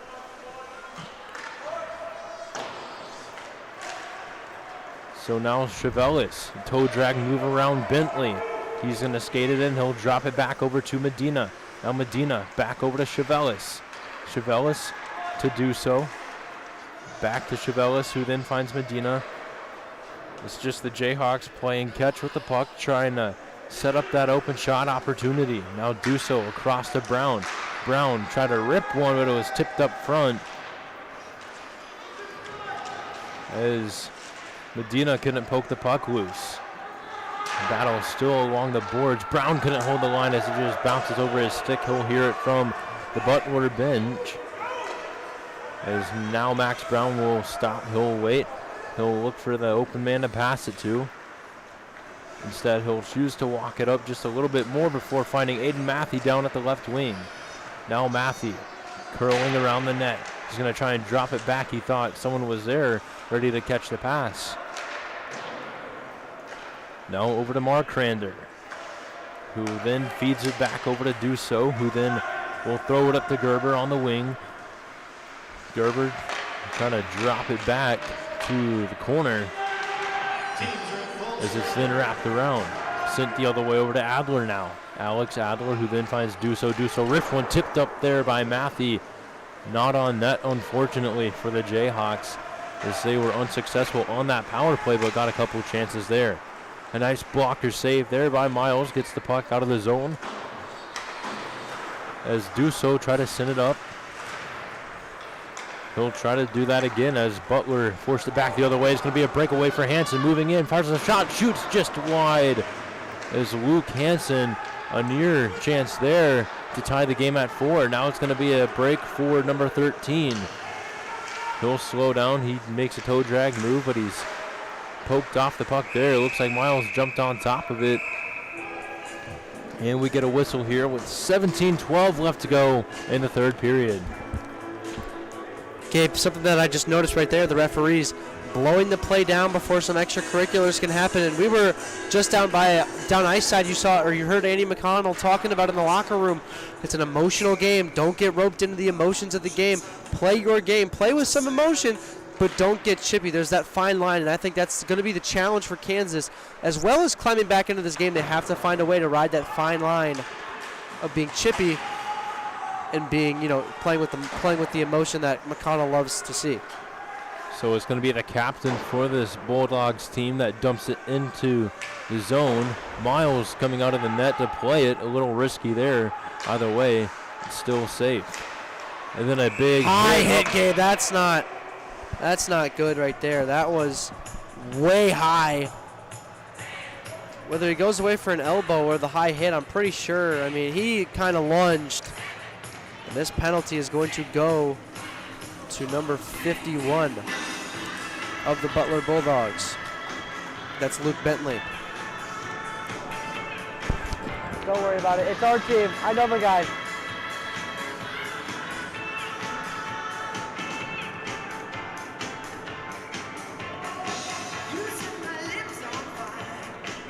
So the Jayhawks another chance on the power play as Fontanetta was interfered with. And right off the faceoff, it's going to be the Bulldogs chasing after it. Max Brown wins the foot race to the puck, as he'll have to skate it up now. 2 minutes for interference in 3:16 of the third period. So Brown in the corner, he'll wrap it up over to Chevelis, who then finds Gerber. Back to Chevelis, moving in over to Medina, trying to wrap around, taking a shot there off the pad of Crane. As the Bulldogs will dump it all the way back down.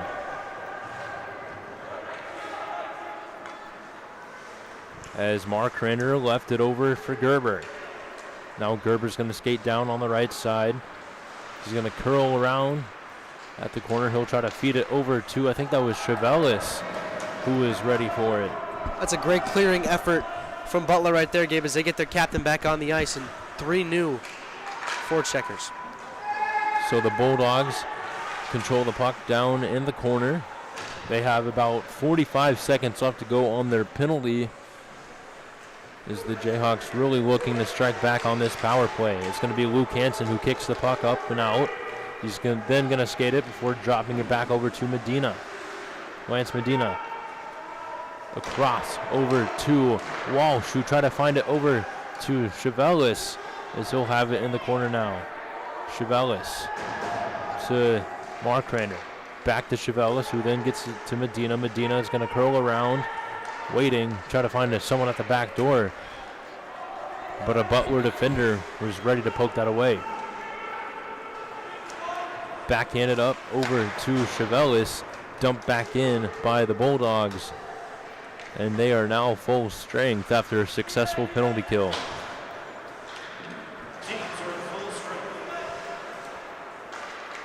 Adler dumped it all the way back. Luckily, it hit the tape of a Butler skater, so no icing there. Matthew using the body there, trying to fight the puck into the zone, and it'll be offsides.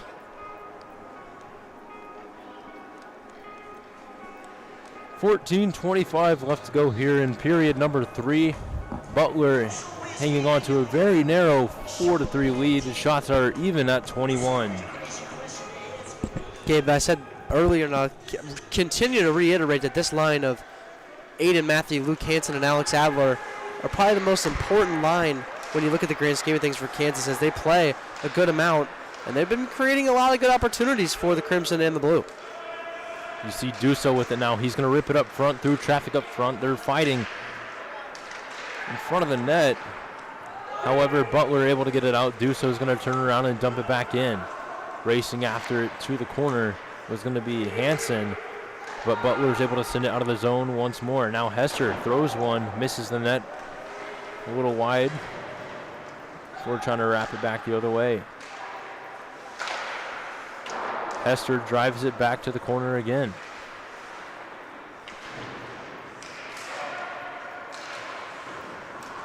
A little bit of back and forth play there as now Matthew throws it to the corner.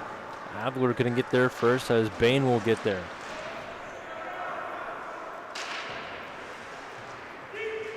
Now holding the line was Duso, but it's poked out.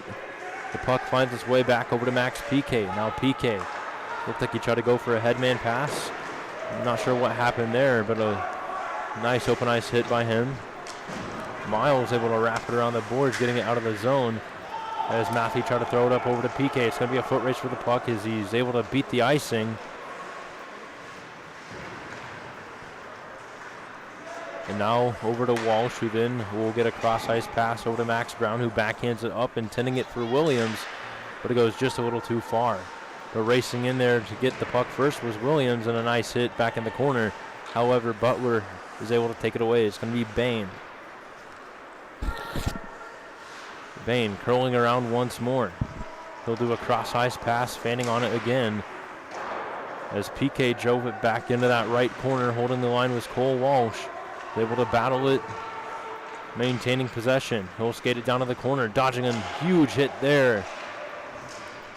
As that one could have been ugly, as now Jack Gerber has it. He's going to curl around before cutting down the middle. Shoots one just going high, and it looks like a penalty on Butler.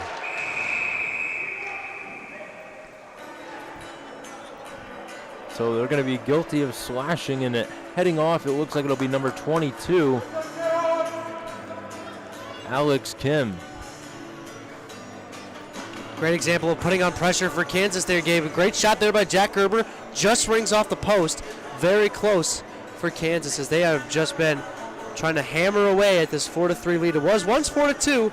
Now trying to hammer it away at 4-3, get this thing tied up as we are nearing that halfway point of the third period.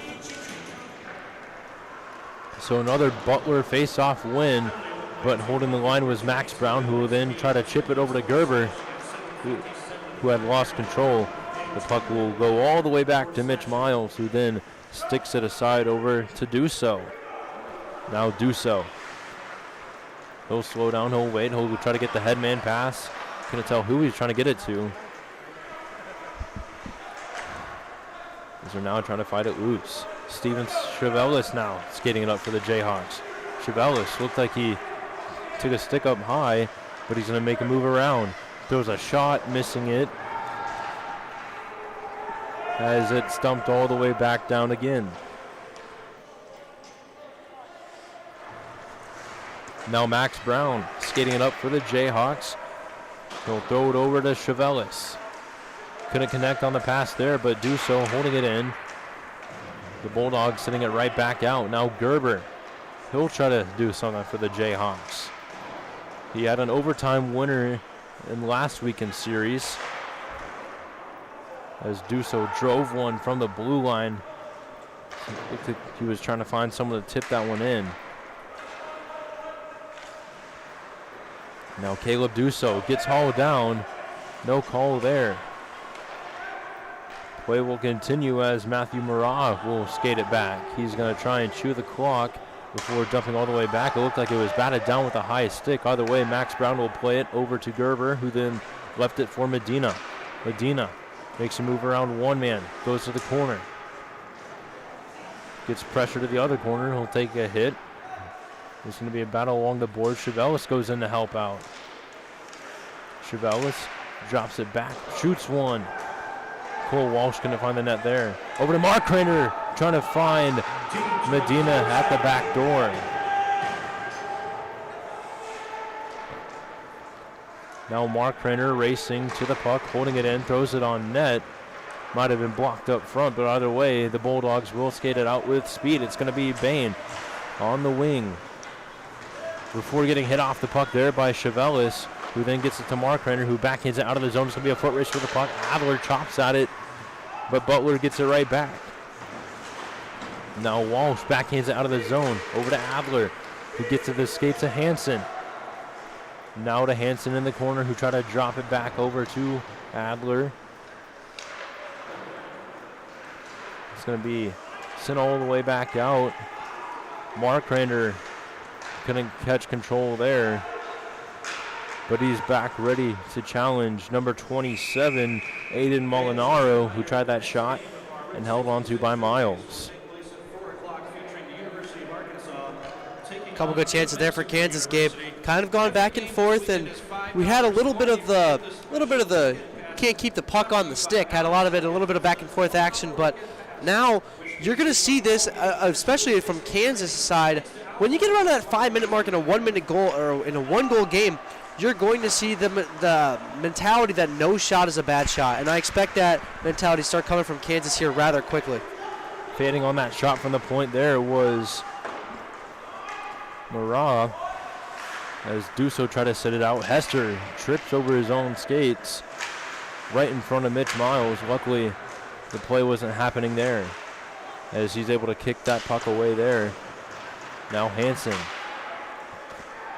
able to help provide pressure to get the puck out of the zone for the Jayhawks. Duso gets it over to Matthew. Matthew dumps it in. That gets a change going for the Jayhawks.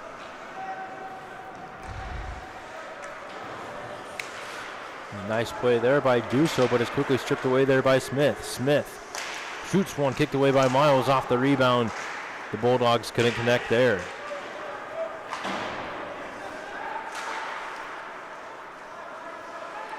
Gabe, what Butler has done, they've done such a great job of the breakout and break-in process. Making it smooth and painless allows you to get fresh legs on the ice more rapidly than Kansas, and that's a problem when, both teams are short bench, and the fresher legs are probably going to matter more. A nice shot there by Gerber as it just hit the glove of Crane. All of that play started was from the headman pass by Connor Hester. Now Max Brown skating it in. Brown, backhand shot covered up there by Crane. And you could tell that the little bit of a big hit in the corner was unintentional. Max Brown giving him a little pat on the back saying, hey, sorry about that. And we do want to let you guys know about the next game coming up. I already know that one's going to be a barn burner. It's the Razorbacks from Arkansas taking on the Lobos from New Mexico. That game will be at 4, so not too long after this game will wrap up. Don't forget the game tonight, Gabe, between Miami of Ohio and the hometown Missouri State Ice Bears. Our friends will be on the call for that one. That one should also be a great matchup, as we've got a plenty of great matchups in this Route 66 showcase. Very thankful for the Missouri State broadcasting staff letting us hop on the mic for a couple games this weekend, and it's been a great time. And Arkansas, the national runner-up last year, losing in that championship game 3-0 to Hope College, will be taking on the 14-0 New Mexico Lobos. Not looking too far ahead. Let's get back to the game that's going on right now as Cole Walsh tried to send it over to Adler, who couldn't get a headman pass connected cleanly over to Matthew. He'll have to chase after it in the corner. It's going to be fought back in there by Cole Walsh. As racing to the puck now is Aiden Matthew. It's going to be pressure along the boards, but holding the line was Max Brown. He rips one from the point, held onto by Crane, and covered for another whistle. Very nice stop there by Max Crane, Gabe, and a guy who came into this game with a 6.66 GAA and a 75% save percentage. You got to assume that Ryan Dyball, the goalie coach of Butler, is happy with his performance of his goaltender in this matchup, keeping Butler a marker ahead. So Butler skating it out into the Jayhawks zone. As Medina couldn't poke the puck out, they hold it in. But a nice defensive play there by Morgan, a shot up front, and they score. Talked about the announcer's jinx right as Connor Morgan made a great play. Cost a turnover up front, and now Butler leads 5-3 with 6:32 left to go. Gabe, a not so great turnover there by Connor Morgan results in a big blow for the Jayhawks. As now they got to find their way out of a 2-goal hole. Got to find their way out of a 2-goal hole in 6 minutes and 32 seconds as Andy McConnell's team wants a timeout with 6.5 minutes to play at Jordan Valley Ice Park, down 2 goals to the Bulldogs of Butler. I could imagine that McConnell is trying to devise a plan in case it gets to the event where they have to pull Miles, which I'd assume would be around 2 minutes or less, since the differential is 2 goals. And I could imagine that the head coach for the Butler Bulldogs, Eric Gentry, is just saying, hey, don't let up. We got 6.5 more minutes left. Main objective, if you're Butler right now, is to keep the hammer down. Maybe add one more in, or just tread water until McConnell makes that decision to pull Miles and go from there. But if you're Butler, you want to think 1 or 2 plays ahead and not try to get caught up in the lead. And when you do that, all of a sudden things turn around and end up pretty bad for you quickly. So hopefully, of course, that does not happen for the Butler Bulldogs. Unassisted by number 23, Benj Bultema. Timing that goal at 13:28 of the third period, scored unassisted by number 23. So a nice shot there by Max Brown, and you see Steven Chevelle is already right there trying to poke home a loose puck.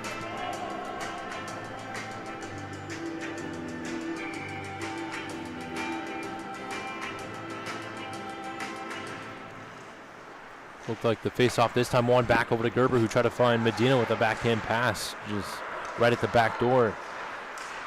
A nice play there by Chevelis to keep the puck into the zone, but quickly taken away was Murat.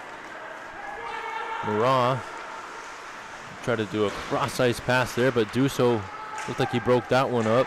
However, Butler had a great pass opportunity there, just fanned on it. Now poking that puck loose was Max Brown. A nice shot kicked away by Miles. Might have hit the post. Either way, the score is still 5-3 as Lance Medina now skates the puck up.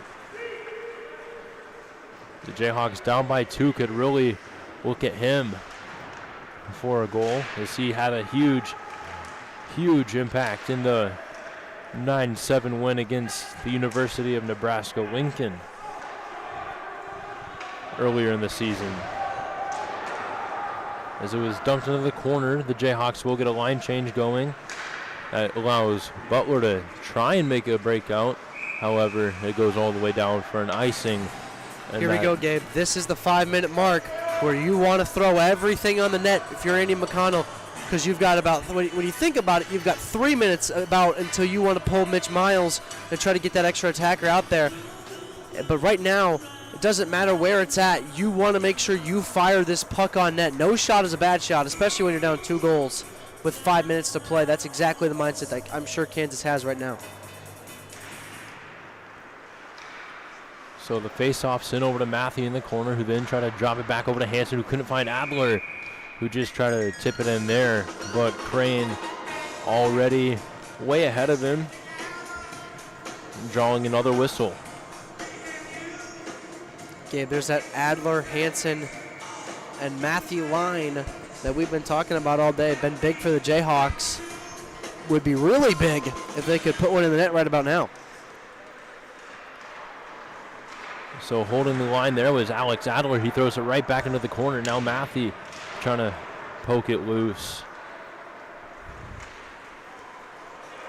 As it's thrown back the other way, sent over to Luke Hansen. Now back over to Cole Walsh, getting pressured there. We'll throw it to the corner as he had Donzie coming right for him.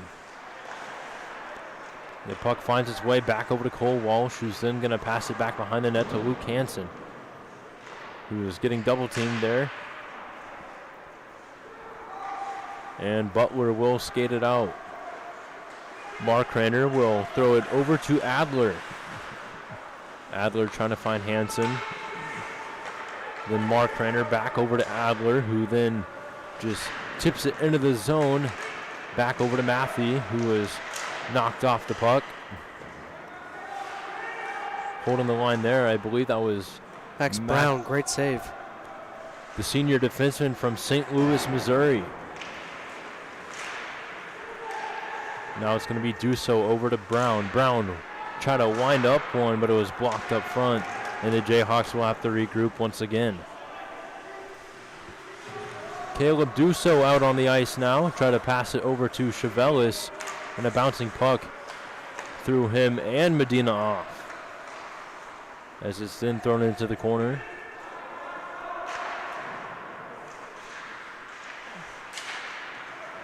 Throwing it back in was Duso. Puck was loose up front. Driving it was Max Brown. Through traffic, it doesn't go on net. Now it's in the corner.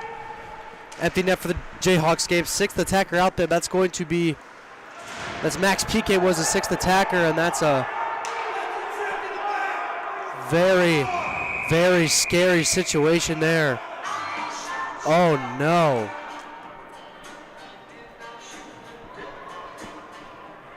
So I couldn't tell who that was. Gabe, that was a blatant check in the back on the count of Butler.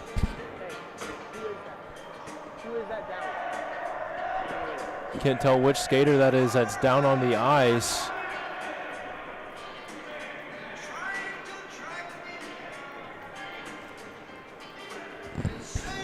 That's Max Piquet over there. That's actually Steven Ciavellis trying to attend to whoever that is who's down.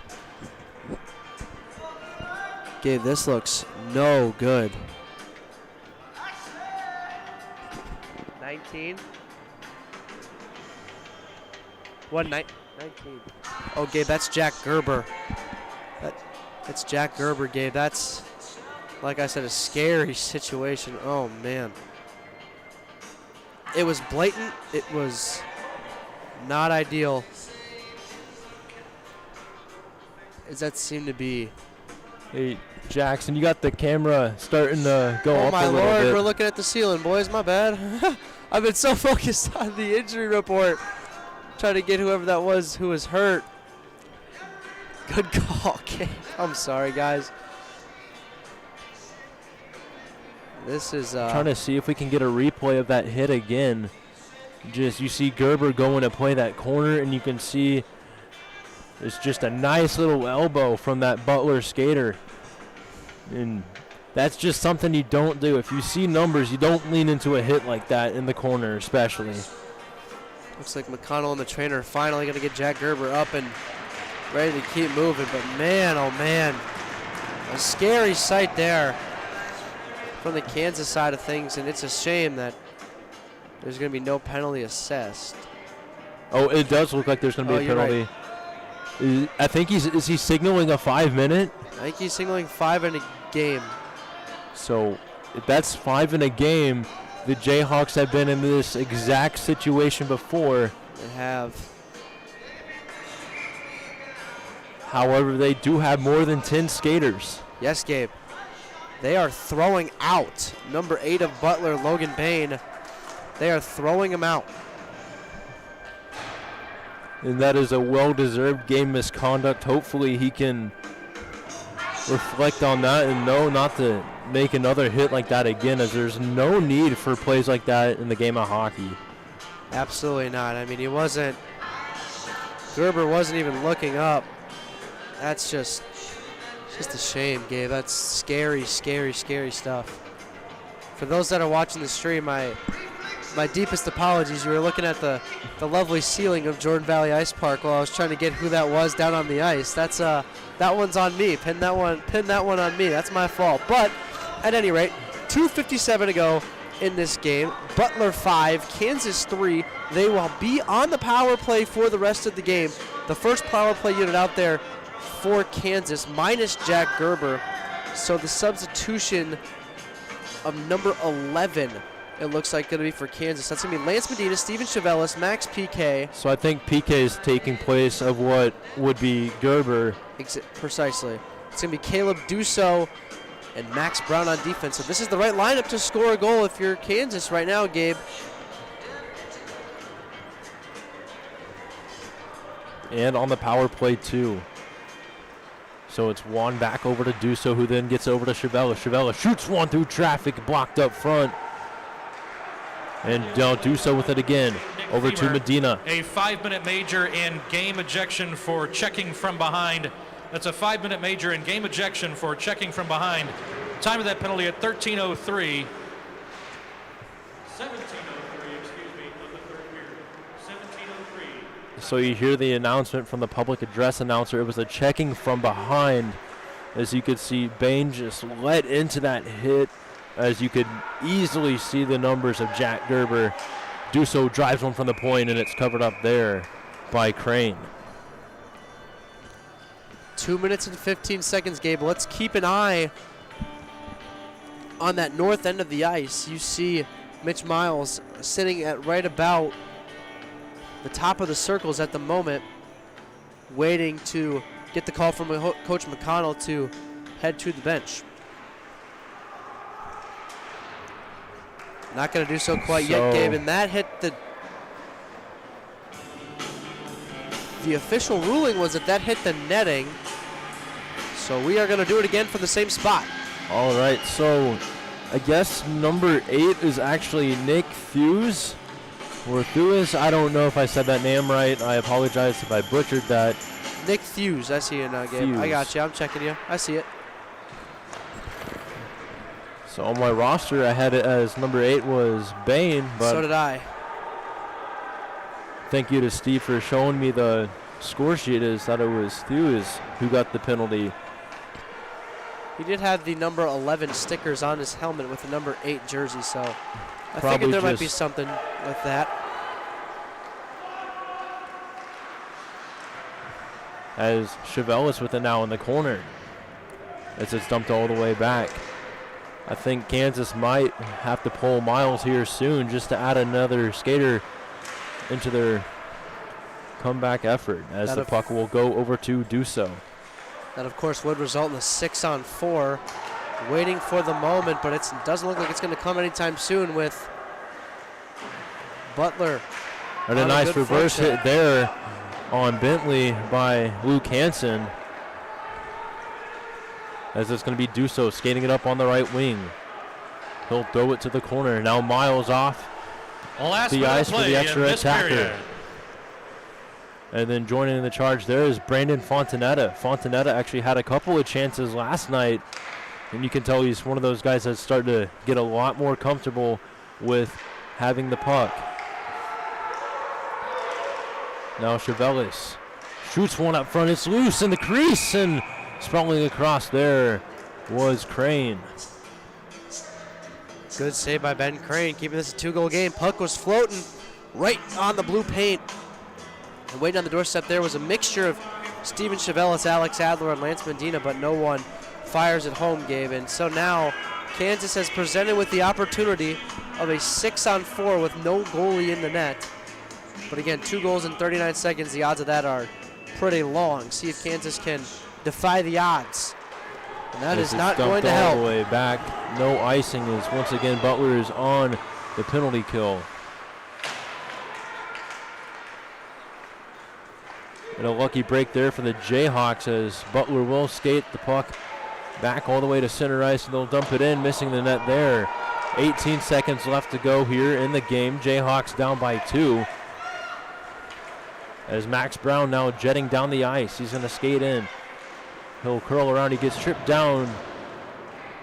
And I think the refs are just going to let that one go with how much is left in the game. And that'll do it. Butler takes this one 5-3. As KU outshot them 28-26.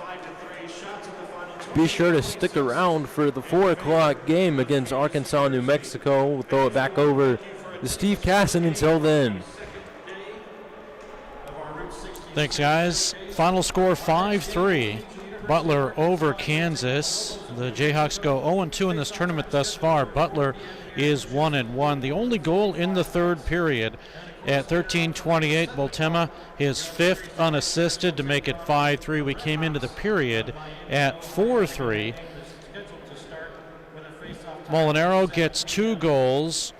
Maraw and Kim, along with Bultema. Ciavalis, Medina, and Duso score for Kansas. Power plays. the Bulldogs 1 for 3, and the Jayhawks end up 2 for 4. At one point, they were 2 for 2 on the power play and took a brief 2-1 lead in this hockey game. Shots on goal in the third period. Max Crane faces 7, two-period total of 28, and Mitch Miles faces 7 with make that a three-period total of 26. Butler improves to 3-5 as we have more games coming up, and as the guys mentioned, it's going to be a battle of a team that made it to the Nationals. They were the semifinal runner-up, and a battle of another team that made it a couple of years ago and hoping to make it again this year, and I'm talking about New Mexico and Arkansas. They will be coming up shortly. Until then, I'm Steve Casson for Gabe Daniel, Jackson Reed, Scott Lutsky. Thanks for tuning in. We will be back. Another game coming up in less than an hour. We'll see you then.